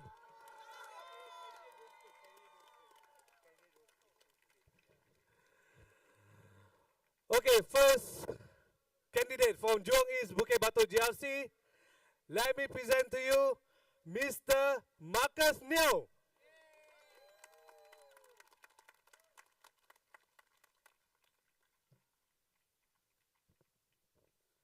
大家好，我是梁凯杰。今天很荣幸代表玉兰东、胡基巴都居民们和红点同心党参加新加坡2025年大选。我从小就和父母在家庭是说英文的，所以我今晚就会用英文继续。Every 5 years, we are gathered here today to make a choice for the future, for yourselves, for ourselves, for your children, the elderly, your parents, and the nation. As of this year, I am 33 years old, or years young, if you will. I've been to the voters' booth twice in my life, but as fate would have it, for the third time going to the voters' booth, I am putting my name up for candidacy in opposition politics. Some of my friends here, I know they've came, right? They know me through my 20s. They know me as a businessman, as an entrepreneur. Never once they thought that I would come to join politics, much less opposition politics. Why I joined opposition politics? Let me tell you why. In the last 5 years, I've observed that there were many legislations pushed through in Parliament without concerning the different voices and segments of society. They may be small, but they are important nonetheless. In Chinese, they call this 一手遮天. So, the issues in this election are clear. But today, I'll just talk about one big issue, because I want you guys to come for all of our 4 rallies. Okay, so let me talk about something that's very close to our heart. And I believe the residents of Jurong East, Bukit Batok, it's one of the highest population when it comes to the heartlands. The topic will be about housing, a roof over our heads. I see many young Singaporeans here, some of them middle-aged, many young, they look like they're just graduated or they're just still studying. But for all of us, housing is something that is close to our hearts. And increasingly, for young Singaporeans, owning a home today is not as a straightforward process as it was as compared to my parents' time. Trust me, I've had that debate many times. And today I shall speak from personal experience. I've went through the BTO system twice last year with my partner. And fortunately or unfortunately, they've both failed. I mean, if I've succeeded, maybe I won't join opposition politics, right? After all, 5 years, MOP, you sell, you make money, you keep quiet. Okay, so in May 2024, the project I applied for was in Tampines, matured estate. Very far from here, I know. And you may say Tampines is a matured estate, right? It's in high demand. Everyone also want to chiong and get. And that's true. The numbers speak for itself. How many applicants to 1, 4, or 5 room flat? Can you guys make a guess? How many applicants for Tampines? I know you guys live in the west. Yeah, Tampines might sound like Pulau Tekong or somewhere far away from you. So the shocking number is this. Okay, all this is data. Okay, I won't bluff you one because I also don't know kenapa POF mala. Okay. So it's 8 applicants to 1 house for 1 B2 exercise. 8 applicants. Can you imagine it? How can our young Singaporeans feel secure when they are facing high applicant ratios when it comes to housing? But some may argue, okay lah, Marcus, you apply Tampines, very high in demand. Okay, maybe you try somewhere else, Sengkang, Punggol, and that was what I did for the next exercise. Okay, in the next exercise in July or June, I applied for one in Sengkang. Sure get one lah, right? Some of you may think sure get one, because it's a new estate. But the numbers speak for itself again. It's 4 applicants to every 1 house. Today, oversubscription is a reality that we cannot ignore. The data has shown for itself. For every 8,000 flats in the there's 8,000 flats in the October exercises, and there's 35,000 applications. Now, the PAP government has launched Forward Singapore. I think some of you may have heard for it or even went for it. They speak much about national identity, social cohesion, and a Singapore for all. Well, that's good effort, right? You got to give them some props. But let me tell you, unless our young Singaporeans and all Singaporeans have a roof over their heads, have a stake in our home, in our country, then you can forget about talking about feeling like a true Singaporean, feeling like someone that belongs to this Singapore, someone that has a stake in Singapore, and someone has a stake that has a stake in our future.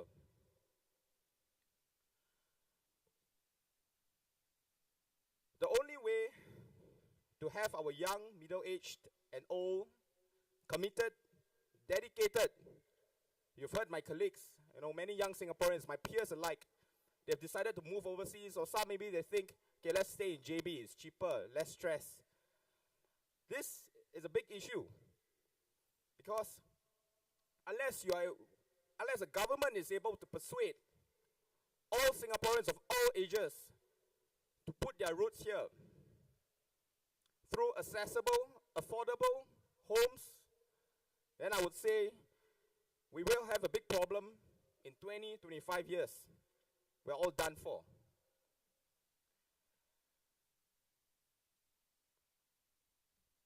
Now, just yesterday or this morning, I was doing my walkabouts in Bukit Batok West Hawker Center. You will be surprised at the feedback, okay? Because when sometimes I speak to my parents' generation, they say like, oh, we've made money from our flats, 300K, 400K, just like that. And this is why we will continue to vote the PAP. So I spoke to a very elderly resident this morning in a hawker store.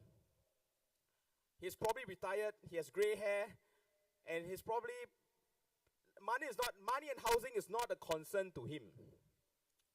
And I asked him, other than municipal issues, such as Bukit Batok, their buses and stuff, what other concerns do you have as a Singaporean, as someone who has lived most of his life, who is in his golden days? What are you concerned about? And I was pretty surprised at his answer. He was concerned at our infertility rate. You guys have read the reports. You guys know that we are not replacing ourselves. And this issue is very deeply connected with housing policy. I am 33 this year. I failed twice in my BTO. Imagine if I were to get one later on this year, I have to wait 3 more years. When can you expect young Singaporeans to have babies? Then I will be 36. My partner will be in her earlier 30s, but still not too late.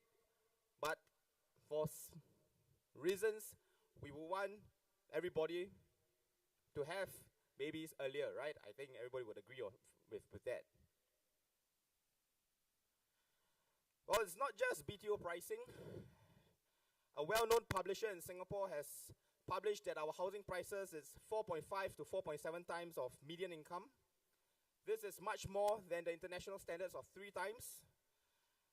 And, well, there's nothing wrong with making money from property. Well, I'm speaking to the more middle-aged here, those that have gotten their BTOs and, so-called gotten the lottery ticket, if you will. I think everybody here would want to be property huat kueh. I also want, okay? But here's an appeal to perhaps my parents' generation, to the older folks who've made their paper profits or realized profits on resale HDBs.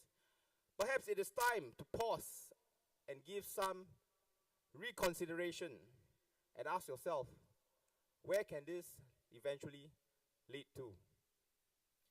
If you want to bring our nation's fertility rate back up, you want to build families that are grounded, rooted here in Singapore, that people that are willing to say, yes, Singapore is my home, then we can't have this musical chairs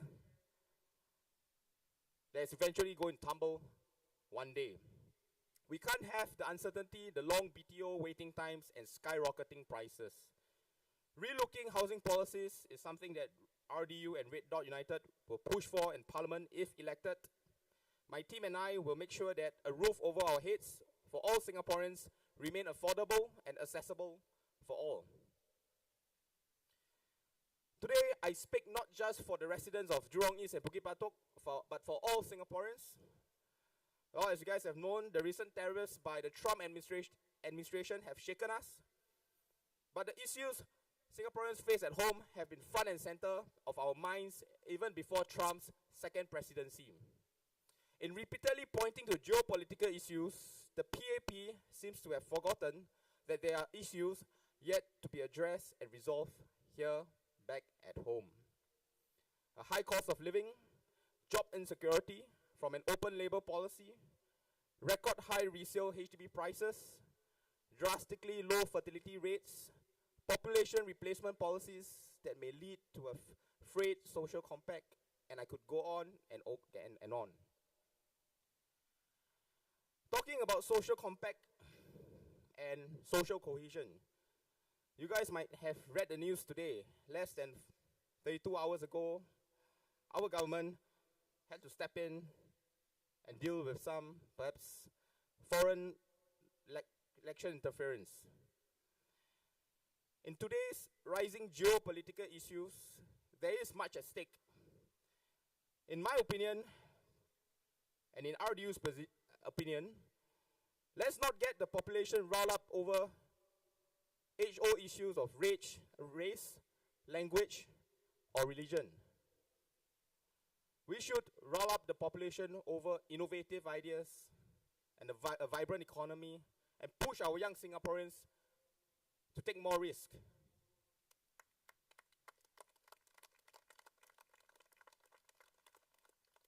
This might sound familiar to you, but bear with me. Whoever that governs Singapore must have that good sense in him. Then let me ask you, with the recent controversies from ministers being charged in court, opposition MPs being charged in court, well, resale prices skyrocketing, MRT breakdowns, and a frayed social compact, let me ask you, does the PAP government truly deserve a blank check victory in this election? Does anyone in the PAP Jurong East Bukit Batok team deserve a blank check victory? Look at who they parachuted into your GRC. In Tampines GRC, they are at least getting a good-looking ex-chief of army, Mr. David Neo. In Jurong East Bukit Batok, you guys are getting Mr. Lee Hong Chuan. Well, there's nothing wrong with his looks, okay? But do note that he is the one-man suicide squad for the PAP in the GE2015 and 2020. They fielded this guy in Hougang SMC. And now, they decide, okay, you've done us a great service, we parachute you in. So that's what they do to you guys, to us. They think us Singaporeans blind. So today, I'd like to invite the residents of Bukit Batok, Jurong East GRC, to perhaps remind the PAP or to teach the PAP a lesson that they'll not forget. Today, there must be a pivot, not in a reactive sense where we merely wait and see, cover up, and shell up in over-pessimistic safety. While there is nothing wrong with conventional markers of success or even privilege, if you're born into it by God's given gifts. Well, I made my first headway into business not because I was born into a family of wealthy parents, had connections from the elite class, or received the cozy comforts of a prestigious education. I did it as an ordinary Singaporean through great perseverance and constant reiteration. Today I stand before you as the son of a fishmonger, as a son to a mother who worked her way up from an entry-level clerk to a manager. I am an ordinary Singaporean. I know how it feels like to feel like you are going nowhere despite how hard you try. Today, Singapore stands at a pivotal moment. Your future, your family's future, and the future of all Singaporeans isn't just in one person's or one political party's hands. It is the burden, pride, and responsibility shared amongst all Singaporeans. They are your students, the working adults, the retirees, the single, the married, the graduates, the non-graduates, the successful and the downtrodden, the young, the middle-aged, and the old. This is a diverse representation and pioneering spirit that I wish to bring forth with my candidacy. My name is Marcus Neo. Vote for RDU. Vote for Red Dot United. Vote for Singapore. Thank you.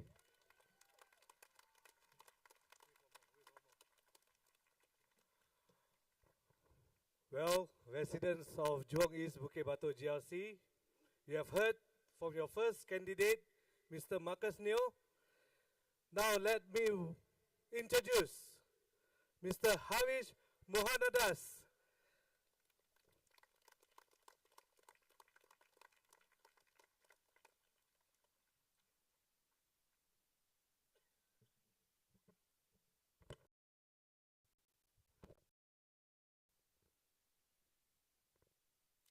The role of a politician is to steer their community in the right direction. The role of a politician is to steer their community in the right direction.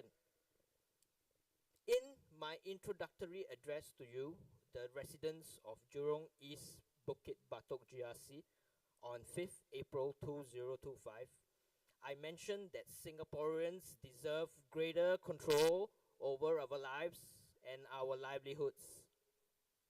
During my address as a potential candidate for Jurong East Bukit Batok GRC on 16 April 2025, I highlighted why, with a rising cost of living, you risk losing control over your lives. I also highlighted, with unfair competition for jobs, you risk losing control over your livelihoods. From my interactions with constituents of Jurong East Bukit Batok GRC, I found that many feel a losing sense of control both over their lives and their livelihoods. Even amongst those who currently felt comfortable and in control, most expressed concern that the lives and livelihoods of their children.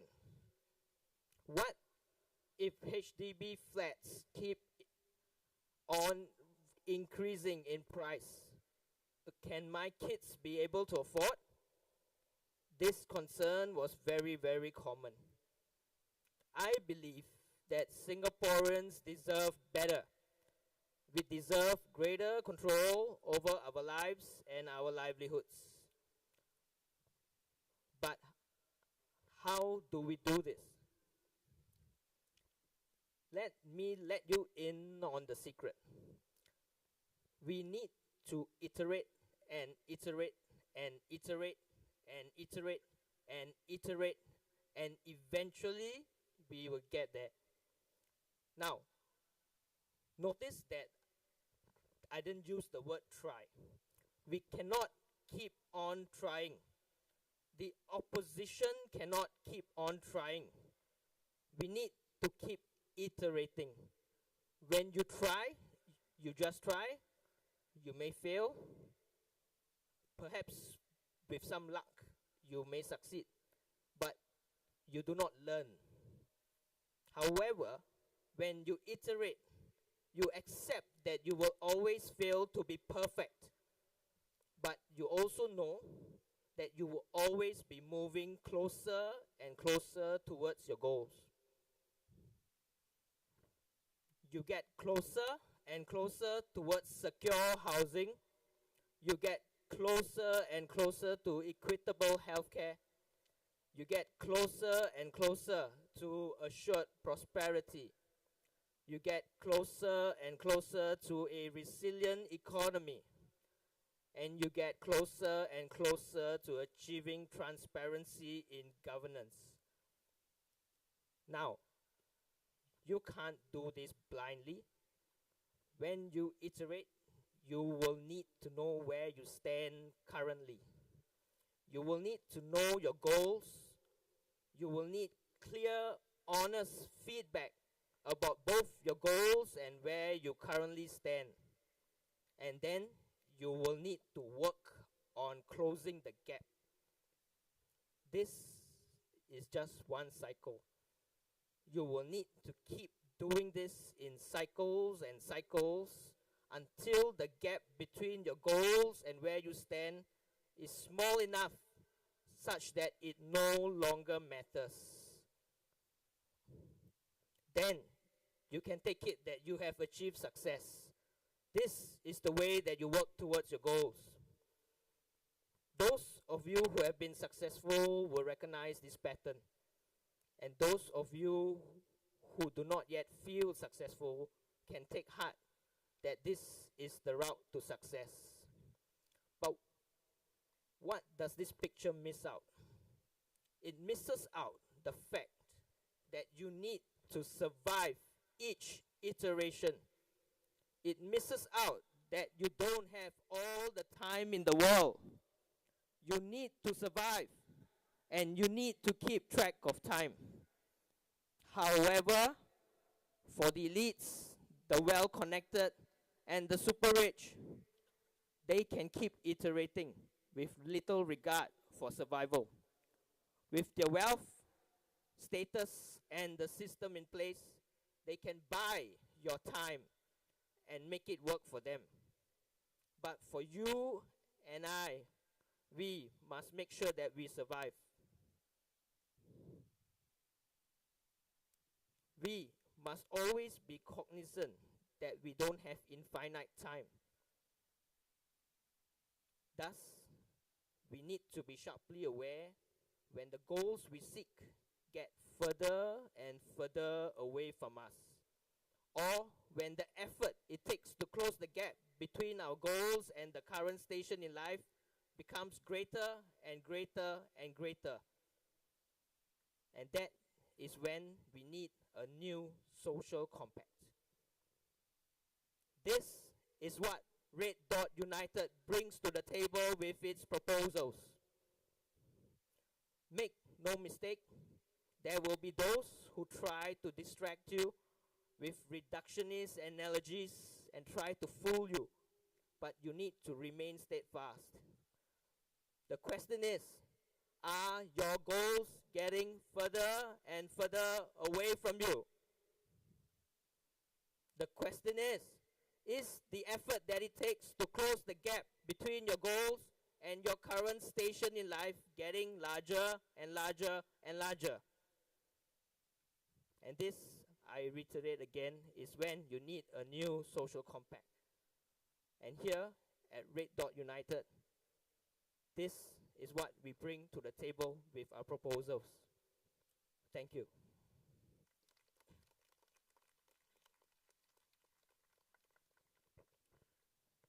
Thank you, Mr. Havish.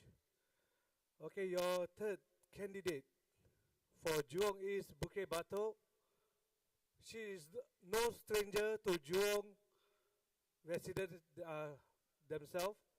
She have contested in 2020 as part of the Jurong GRC team, but sad to say, PAP like to do chop, cut, and replace the constituency. Nevertheless, she's still here, walking with you, listening to you. Let me introduce you, Liana Damira.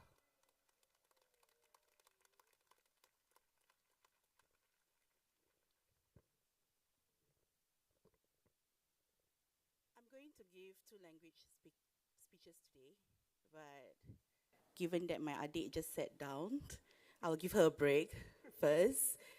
It takes a lot. Can we give a hand to our sign language interpreter, please? Louder, please. They use their hands to sign.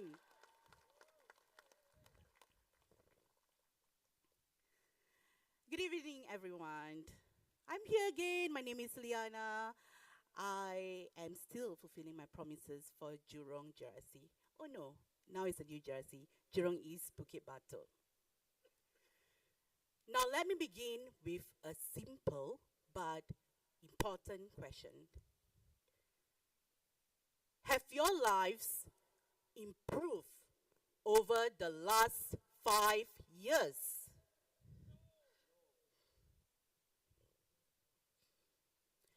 Take a moment to think about that. Really, really think. Are you better off today? Or are you still worrying about whether your salary can stretch to cover your bills, your groceries, your children's needs, your aging parents' health care? My name is Liana Damira, and I serve as a Central Executive Committee member and the Treasurer of Red Dot United. But more than that, I'm just like many of you. I'm a mother of 4, a 22-year-old and a 20-year-old son, both waiting for their NS enlistment. I've got a 15-year-old daughter and a cheeky 5-year-old who keeps me on my toes. I'm also a wife to a 42-year-old man who drives 12 to 14 hours a day, every single day, just so that we can put food on the table. He is one of the thousands of Singaporeans working tirelessly to make ends meet. Does this sound familiar?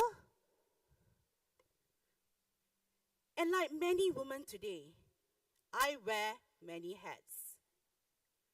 I'm an entrepreneur. I run my own virtual assistance business. I'm also employed full-time as an operations manager in a non-profit organization.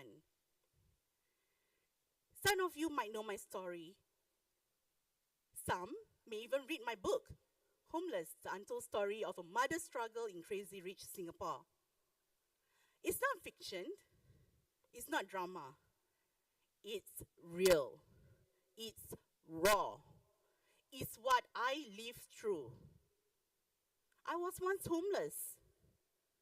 I was once a single mother with 3 children, raising them without support, nor a single cent of maintenance from my deadbeat ex-husband. Just greed, resourcefulness, and determination. I pulled through. My children and I, we moved on. We built a new life. But here's the thing. What I went through 15 years ago is still happening today. And that is what breaks my heart. Just a few days ago, I met a resident who told me they had to cancel their medical appointment. Why? Because they had to choose between paying for a consultation or buying groceries to eat at least one meal that day. Imagine that. In a country as wealthy as ours, people are still having to choose between food and medicine. Yes, we hear about government vouchers, support schemes, but how dignified it is to have to depend on handouts just to survive.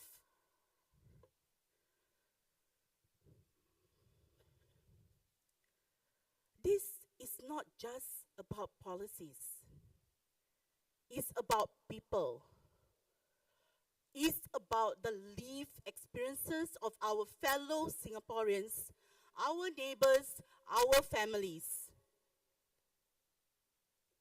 Now let me share with you about someone I spoke with yesterday. A taxi driver who picked me up on the way to a walkabout in Jurong East, Bukit Batok, GRC. He shared his thoughts with honesty and frustration. He said he's from the baby boomer generation, and he remembers a time when politics meant something, when leaders were, in his words, hardcore. When they were visionary, bold, and committed to building a nation. But now, he questions the new PAP leadership. He questions their caliber, their substance, and their ability to lead. He feels they lack foresight, critical thinking, and creative solutions. How many of you feel the same way?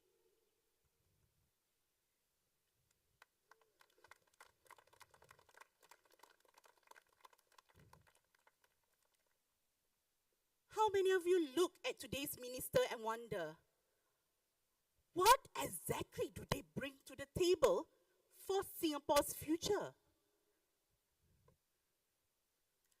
Now, the taxi driver said, politics used to be about nation building. Now, it feels like it's just about maintaining control and getting $1 million paychecks. And I couldn't help but agree.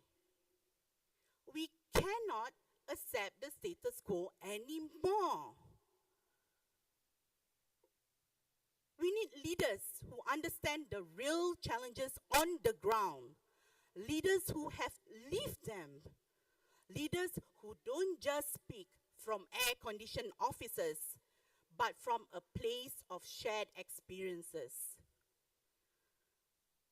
My dear fellow Singaporeans, these are your leaders.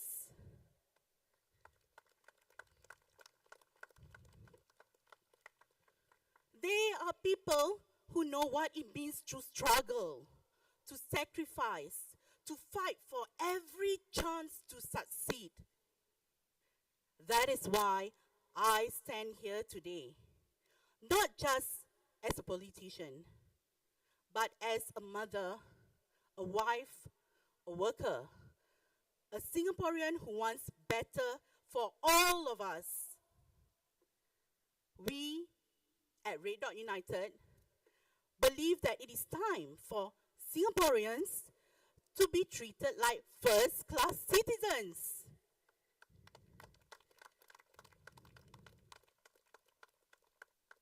We believe in a fairer Singapore where policies serve people, not just profits, where no one is left behind simply because they were born into less, where dignity is not a privilege but a right. So I ask you once again, have your lives improved over the last 5 years? If not, then ask yourself, what will the next 5 look like if nothing changes?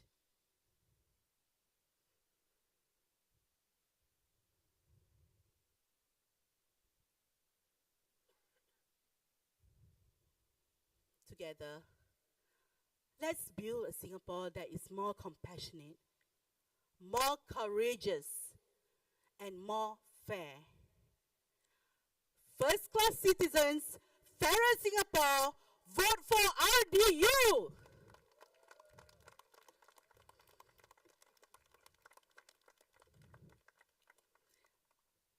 Thank you. I proceed now with my Malay speech.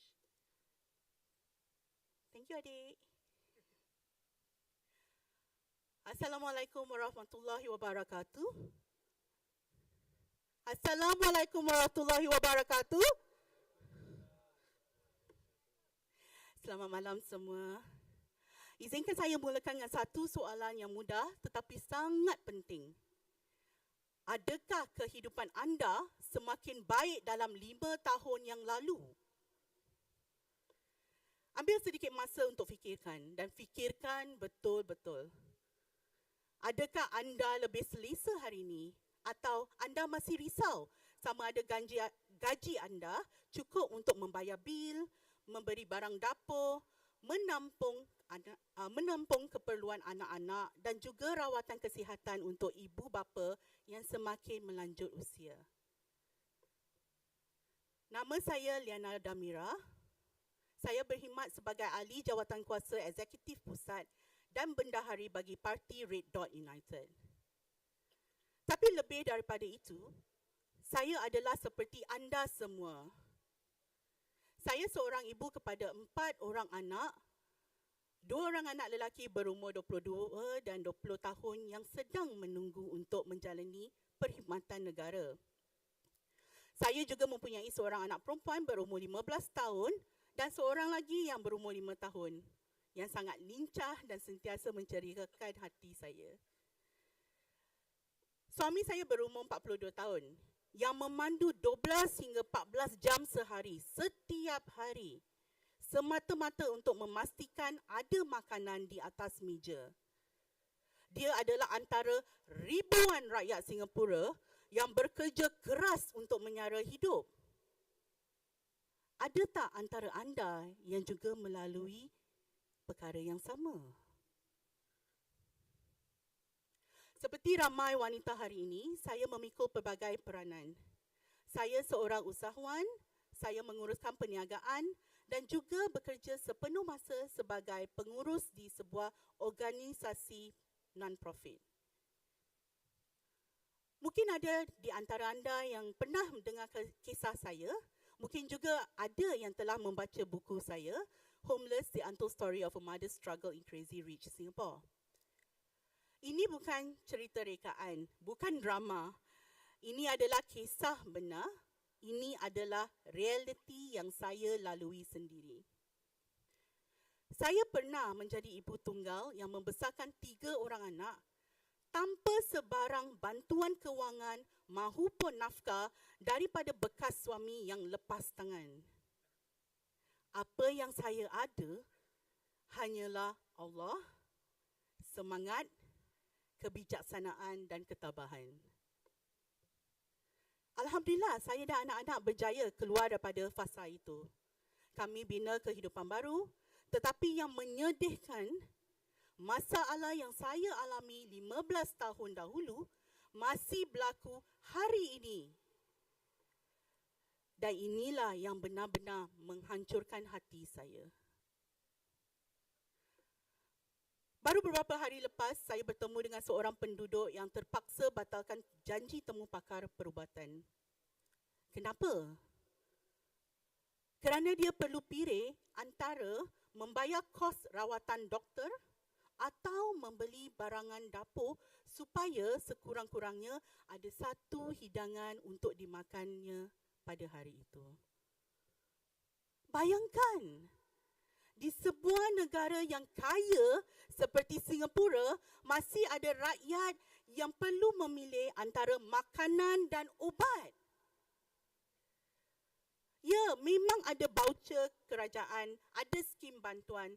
Tetapi sejauh mana bermaruahnya hidup kita jika kita perlu bergantung kepada bantuan semata-mata untuk bertahan. Semata-mata untuk hidup. Ini bukan hanya soal dasar atau polisi. Ini soal manusia. Soal kehidupan sebenar rakyat kita, jiran kita, keluarga kita. Izinkan saya kongsikan satu lagi kisah. Semalam, saya menaiki teksi untuk ke sesi walkabout di kawasan Jurong East, Bukit Batok, GRC. Pemandu teksi itu dengan jujur dan penuh perasaan berkongsi pendapatannya. Dia kata dia dari generasi baby boomer. Katanya dulu politik tu ada makna. Pemimpin dulu, dalam katanya sendirilah kan, hardcore, berwawasan, berani dan benar-benar ingin membina negara. Tapi sekarang, dia persoalkan kepimpinan PAP yang baru. Dia persoalkan kualiti mereka, kebolehan mereka dan keupayaan mereka untuk memimpin. Katanya, mereka kurang daya fikir jarak jauh, kurang pemikiran kritikal dan tiada penyelesaian kreatif. Berapa ramai antara anda yang rasa perkara yang sama? Berapa ramai yang lihat menteri kita hari ini dan tertanya-tanya, apa sebenarnya yang mereka bawa untuk masa depan Singapura? Pemandu teksi itu juga berkata, dulu politik tentang membina negara, tapi sekarang rasa macam hanya tentang kekalkan kuasa dan dapat gaji berjuta-juta sahaja. Dan saya tak dapat nafikan, saya setuju dengan apa yang beliau katakan. Kita tak boleh terus terima keadaan sekarang ini. Kita perlukan pemimpin yang benar-benar faham cabaran rakyat. Pemimpin yang pernah merasai susah senang itu. Yang bukan hanya bercakap dari pejabat berhawa dingin, tetapi dari pengalaman hidup yang sebenar. Saudara dan saudari sekalian, mereka di sini adalah pemimpin anda. Mereka adalah insan yang tahu apa itu berjuang, tahu erti pengorbanan dan tahu betapa sukar untuk berjaya di era ini. Itulah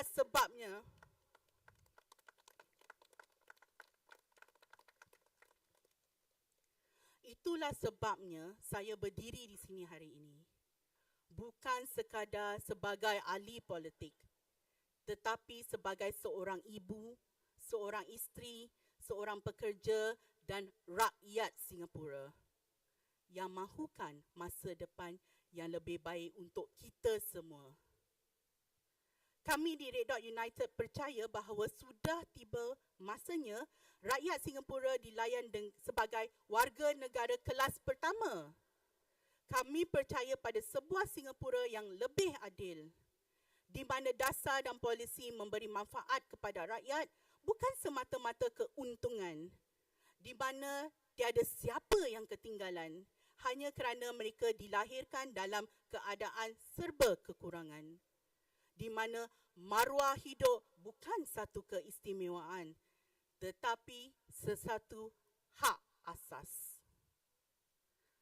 Jadi saya tanya sekali lagi, adakah kehidupan anda semakin baik dalam 5 tahun yang lalu?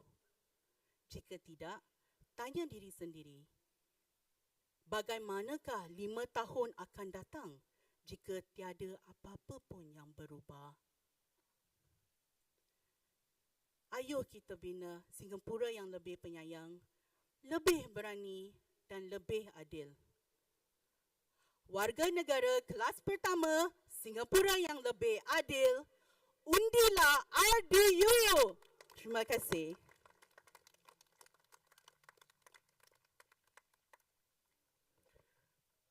Thank you, Miss Liana Damira. That was really very inspiring. Okay, before we proceed on for the other two candidates in Jurong East Bukit Batok, may I call for all Singaporeans here, especially in those watching us live over the internet, as well as over here at the rally sites in Bukit View Secondary School. You can head down to our website at www.red.united.sg to get to know more about us, to get to know the manifesto that we have presented, as well as our shadow budgets. All these things will not make it happen. Okay, Ravi cannot make this happen without donations from the general public. Your donations to Red Dot United means a lot to us. It's not only about building up the party. This donation is to determine the future for you, your children, and your grandchildren in years to come. Red Dot United will always be here to fight and give each Singaporean a fairer chance in life in Singapore and make sure that our governments is accountable for their actions. So I do urge and call for the donations for you with your generosity to donate with us through our website at www.red.united.sg. You can make it by PayNow. And now, without further ado, let me just introduce to you.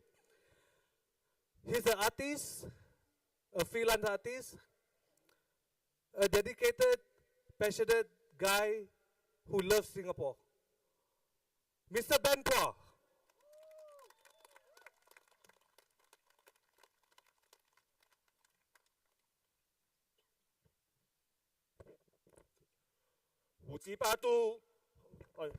裕良东5级8都集选区的居民朋友们，大家好，我是 Ben Kwa 潘家定。在早期，新加坡专注于国家建设，我们的建国一代非常努力，只为了让下一代过上更好的日子。是的，李光耀先生和他的团队克服了重重困难，把新加坡从第3世界带到了第1世界。可是，以前的成功不代表今天可以成功。为什么我会这么说？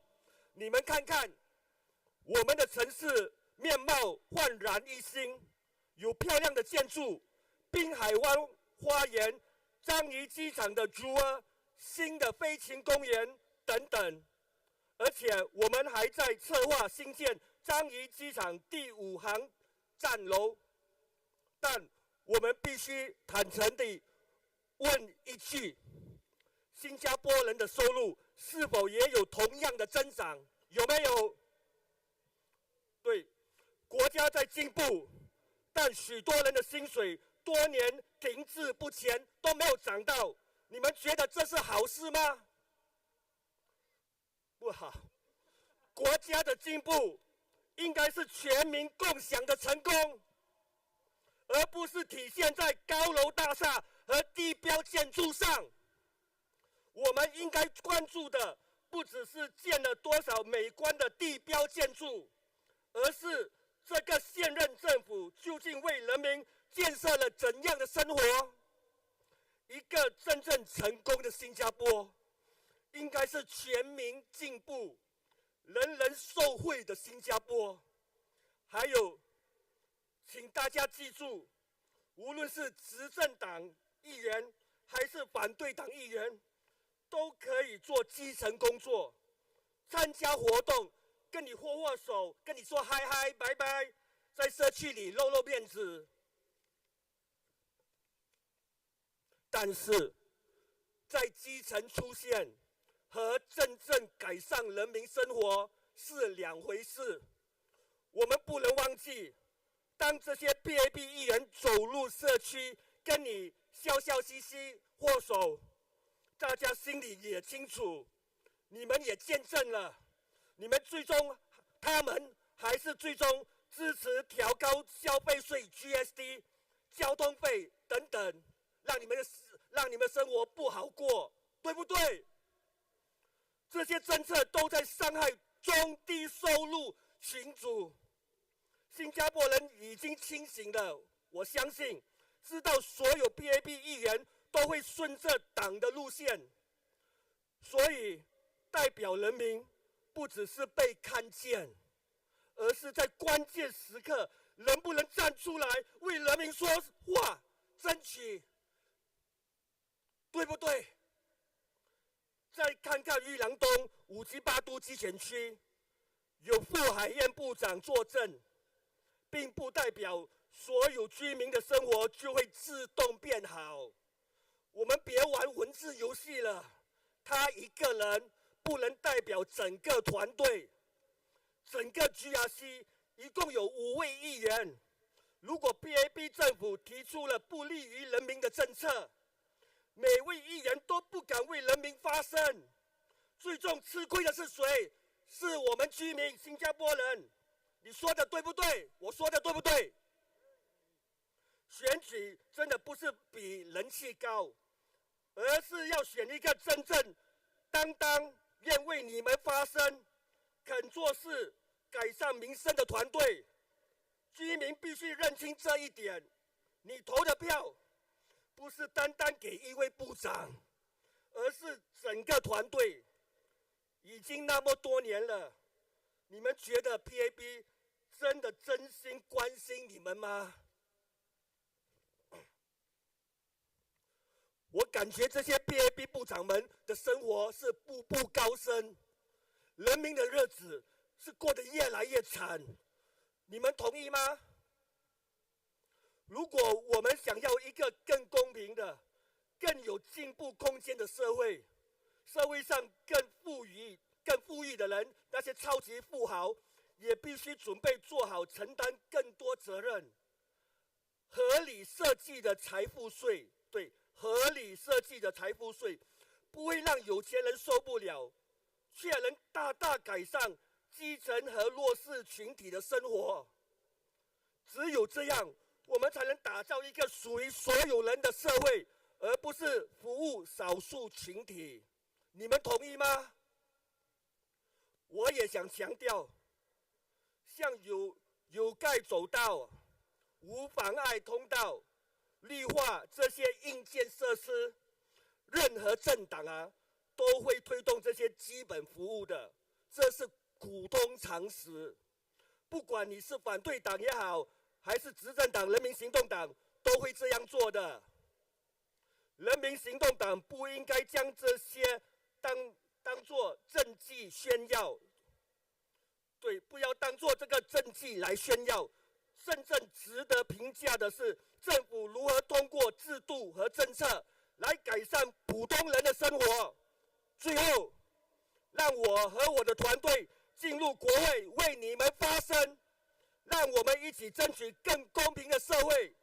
支持红点同心党，请投我们一票，谢谢大家。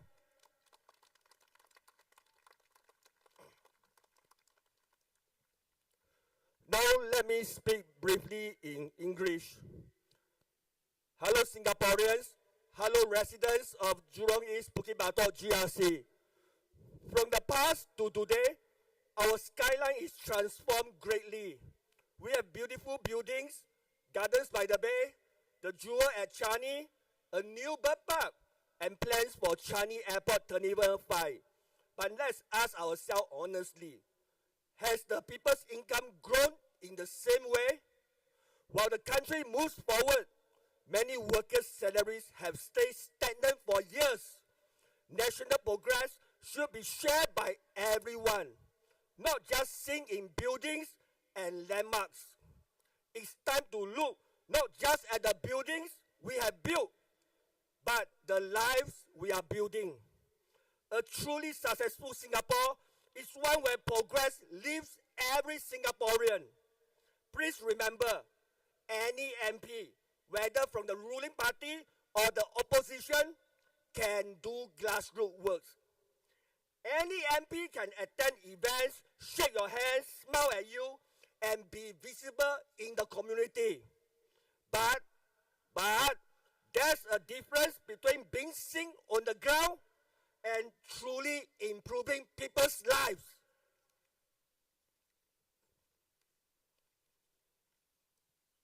Yes, it's easy for ruling party PAP MPs to appear popular.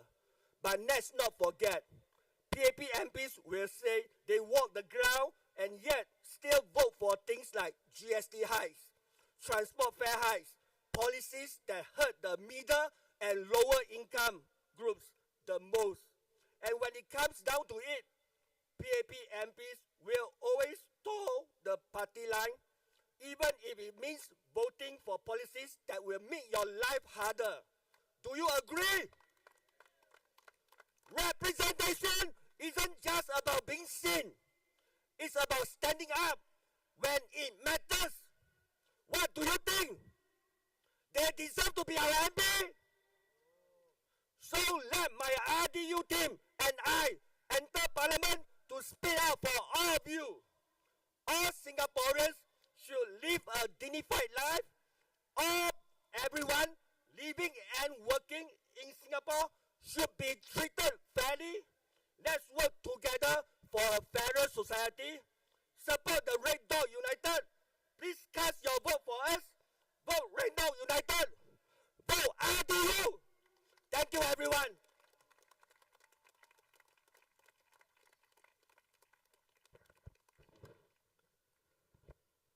Wow. I try to sink in the passion from there, yeah. So, last and foremost, we have the candidates for Jurong East Bukit Batok, Mr. Osman Sulaiman.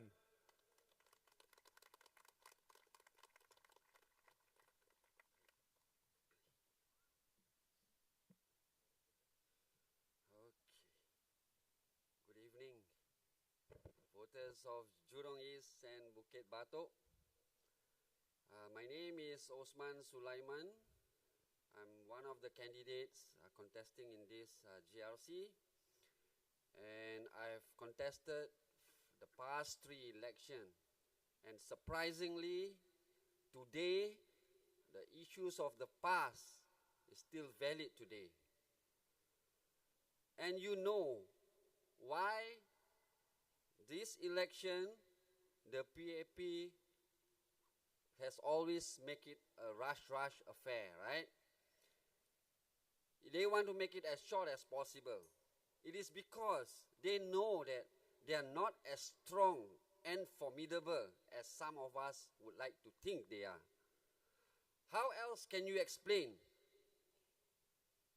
How else can you explain the rush election period of 9 days, the gerrymandering of the electoral boundaries, and the longer airtime the PAP has on political broadcasts?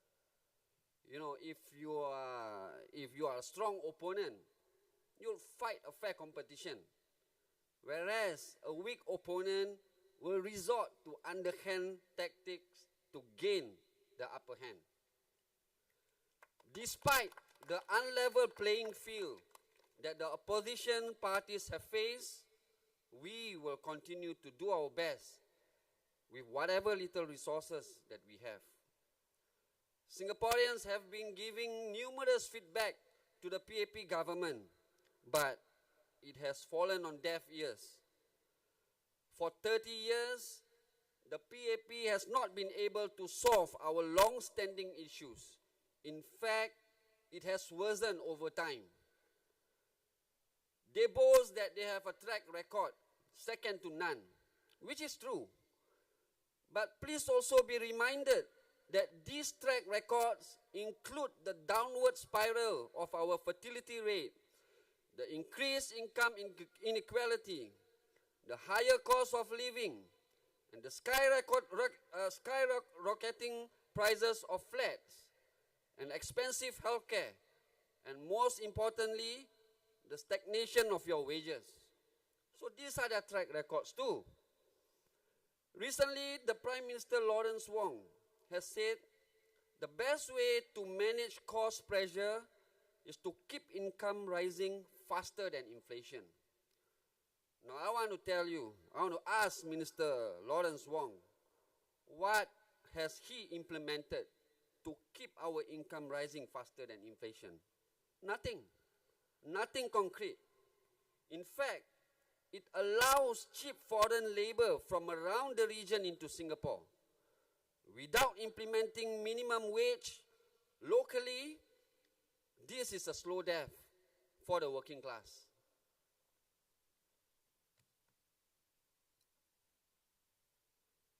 When we talk about housing, you know, it is the cornerstone of security for many Singaporeans. Yet, rising prices and the counting down of the 99-year lease threaten this stability. Our flats are getting smaller in size, but higher in price. HDB has refused to disclose the cost of building our flats. And I guess they know why. I'm sure they know why they refuse to disclose this figure to us, because they know that this is a money-making machine for them. They can say that as a whole HDB is in deficit, but what we want to know is the cost of building our flats, because I think the government shouldn't make money by providing public housing. The government has not been able to solve the high cost of housing, and it is always rigid in its implementation of reform, preferring instead to tweak the system rather than holistically revamping our housing policies. How many times have the government deploy the cooling measures, ABSD, BBDC, ABCDE, all. The price of our house is still rising. So in RDU, we actually propose that HDB estate should be eligible for SERS. We also want to introduce a rent-to-own scheme for lower income groups and young singles, and recommend restriction on resale purchases by new citizens and PR. This will allow Singaporeans to have to prioritize long-term housing supply for Singaporeans. So, my dear Singaporeans, the rising cost of living isn't just a number. It is a wake-up call. But the government has fallen asleep. It allows the cost of living to continue to rise. And it is time to build an economy where opportunity doesn't come with a price tag. You see, just last year, the SP Group has posted that it made $1.1 billion in 2024. It's billion, not million. $1.1 billion in 2024. But yet, our water and electricity tariff keeps going up. While corporations post record profits, working families like us, we clip coupons just to survive. That's not an economy, it's exploitation. And we in Red Dot United are here to change it. No families should have to choose between medicine and meals. Tackling the cost of living isn't a slogan for us. It is our top priority. With more opposition candidates in Parliament, we are able to scrutinize policies in detail. Data should be made transparent so that full public disclosure, full public discourse can take place.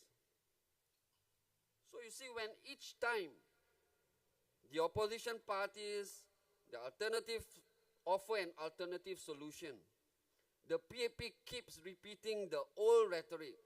It will bankrupt the country. It's bullshit. The PAP of today is not the frugal party it once was.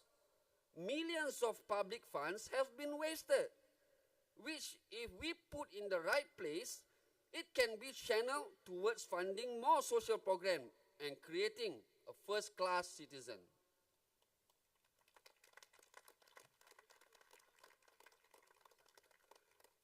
So I would like to share a real-life situation.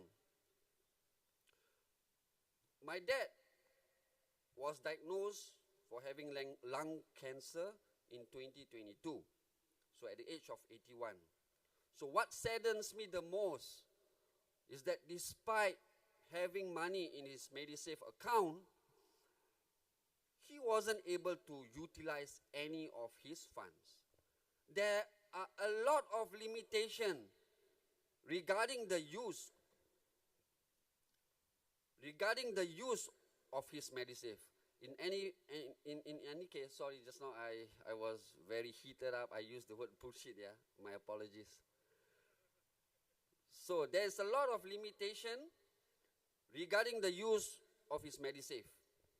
This put a strain on his finances at that time, and obviously feeling indignant that he has to skip doing some of the treatment.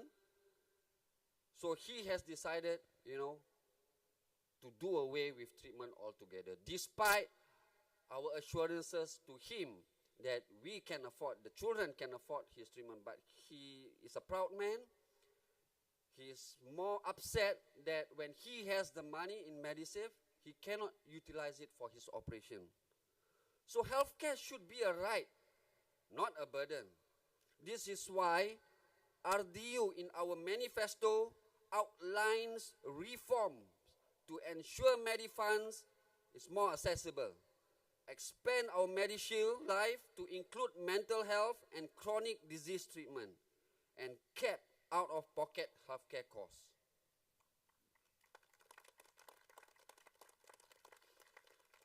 We know that the PAP field a lot of new candidates, anchor minister here, anchor minister there, and before an election, they give out CDC vouchers. But so is this supposed to restore our confidence in them? Or is this just to soften the blow before more crushing policies that continue to hurt us? Instead of real reform, the PAP made only motherhood statement. No one is left behind. We will take you with us. But the track record shows that for 30 years, there are many who has fallen through the crack.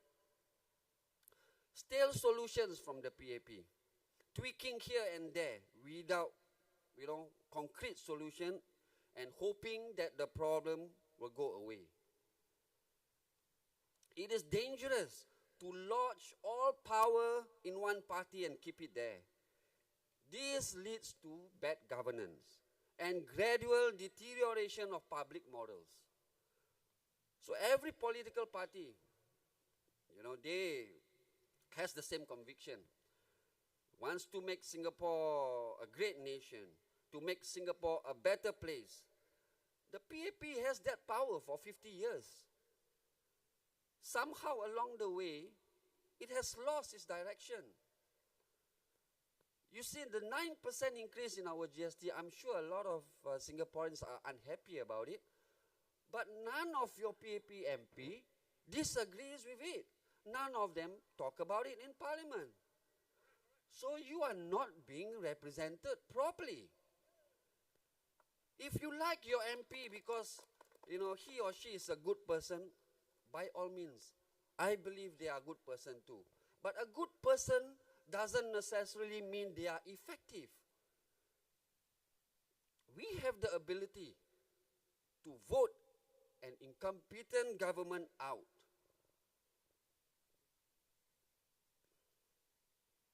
As an example of the PAP's policies failure, the fertility rate, as everyone knows, is 0.97%. And we cannot replace ourselves. So the PAP has taken the short-term solution by granting foreigners citizenship in Singapore. It's fine. But what is the long-term solution? Because if we keep doing this, our identity as Singapore will be gone by the 4th or 5th generation. So instead of offering concrete solution, they are taking the easy way out. So Singapore needs a new social contract, one that restores fairness, dignity, and the security to every citizen. Dear voters of Jurong East and Bukit Batok, RDU offers a clear, people-first alternative to the status quo, where every Singaporean is treated as first class. And we take town council management very seriously. So this election provides you, the resident of Jurong East and Bukit Batok, a real choice. We need your support, and every single vote counts. If Hougang voters, residents are called warriors for voting the opposition party, and then on the 3rd of May, 2025, Jurong East and Bukit Batok voters will be the paladins of the West. Vote for Red Dot United. Thank you and good night. Okay, thank you, Mr. Osman. Okay, that is all the 15 candidates. Before we make a move, let me just recap again. All the 15 candidates for Red Dot United.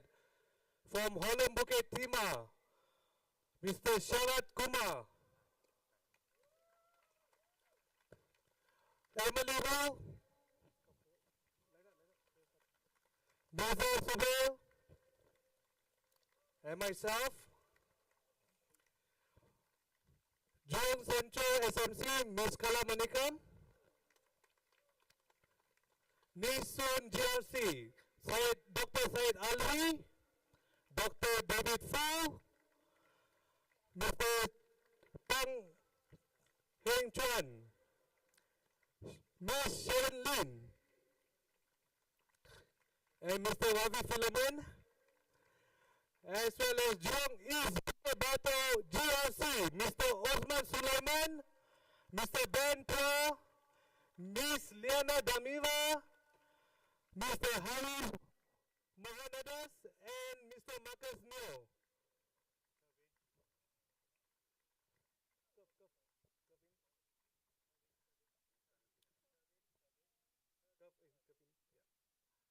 Okay, resident of Jurong East, Bukit Batu, and fellow Singaporeans, these are all your candidates for Red Dot United. And now, let me present Mr. Ravi to lead us in the pledge. Before I say the pledge, there's something that I would want to say. I think politics must be based on honesty, because only in honesty can we have truthfulness. One of my candidates, Mr. Osman, said that the HDB makes money from selling the HDB flats. That is a perception that many Singaporeans have. The government has refuted this claim, and it has put up clarifications on its website saying why it does not make money. Despite all these clarifications, people still do wonder why a 3-room HDB flat is on the resale market for over $500,000.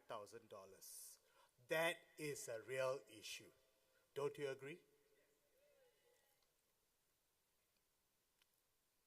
I think what is needed today is that we don't have a vision to go forward. That is the real issue. In the past, we used to have the 5 C's. Even if they were not perfect, they were still tangible things to hope for, to aspire towards, to dream towards. They were the cash, condo, credit card, country club memberships, and cash. But today, look at the 5 C's that we are told to look forward to. What are they? Cash handouts, CHAS card rebates, conservancy rebates, CPF top-ups, and CDC vouchers. Where is the dignity for Singaporeans in living like that? Instead, RDU asks that Singapore and Singaporeans forge a new social compact. One that is based on collective prosperity, one which places citizens' dividend at its core, one where comprehensive housing reset is made, one where caring healthcare is at the foundation, and one in where civil freedom is at the core of it. This new social compact is based on housing security, on equitable housing, assured prosperity, resilient economy, and transparent governance. Dear Singaporeans, we need a new Singapore. And Red Dot United is committed to building this new Singapore. A few days ago, Prime Minister Lawrence Wong paid a little tribute to Red Dot United. He said that in this election, besides the Workers' Party, Red Dot United has fielded the largest slate of candidates.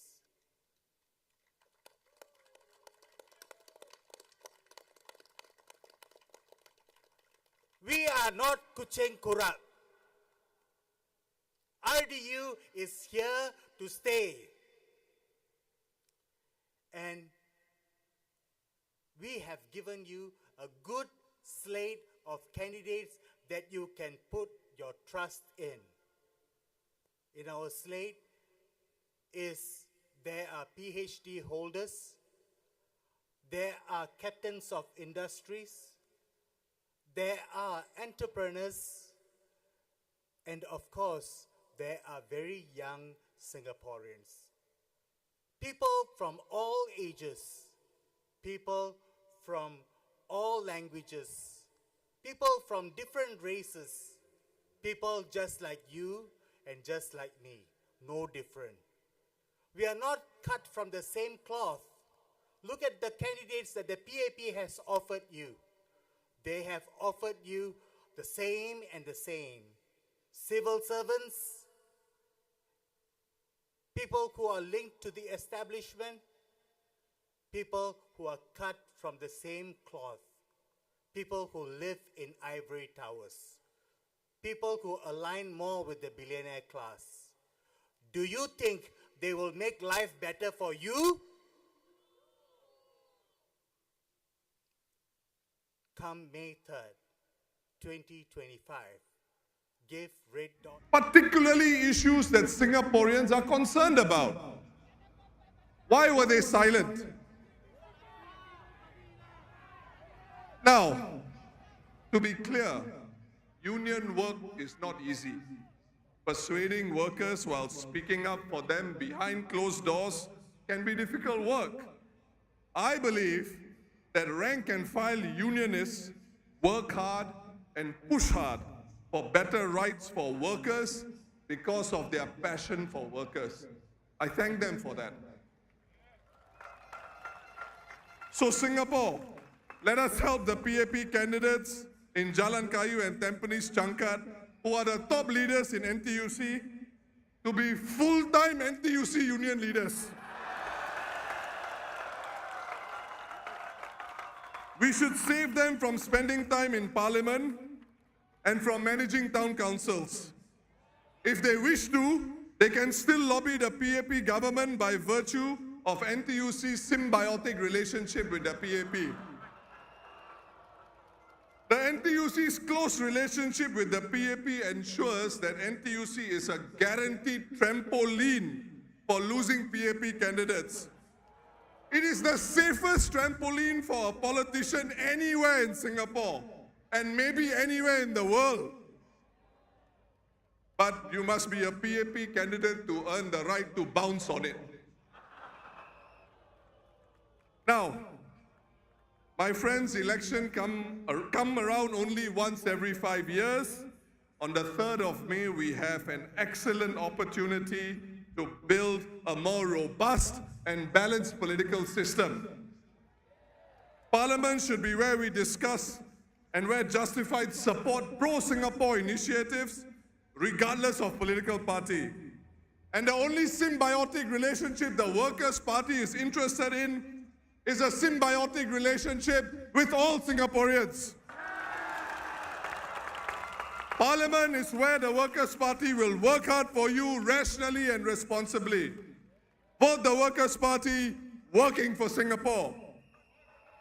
Now, let me end my speech with the Workers' Party rallying a cry for all our workers. It is different from the PAPs. Please repeat after me. Majulah Singapura!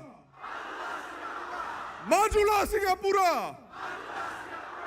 Majulah Singapura! Thank you.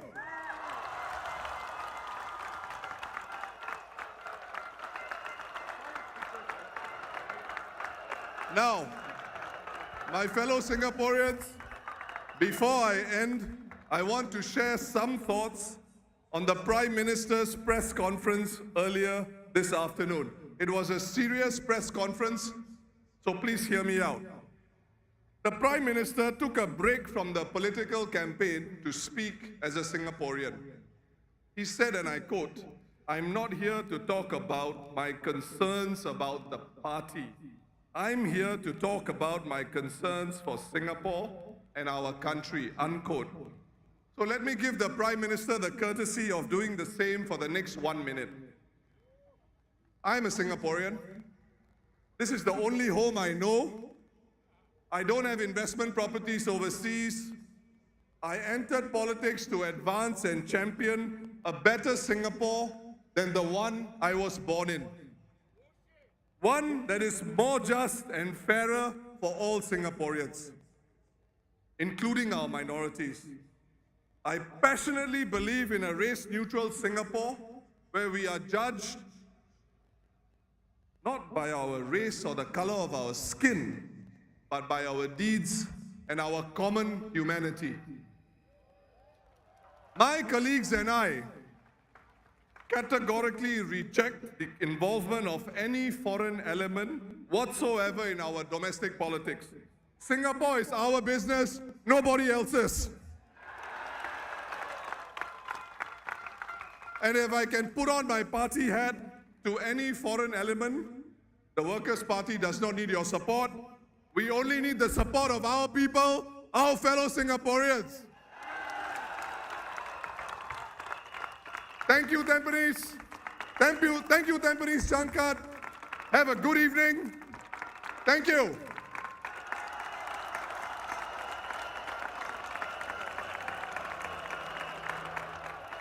Just like our first rally, a small request for everyone.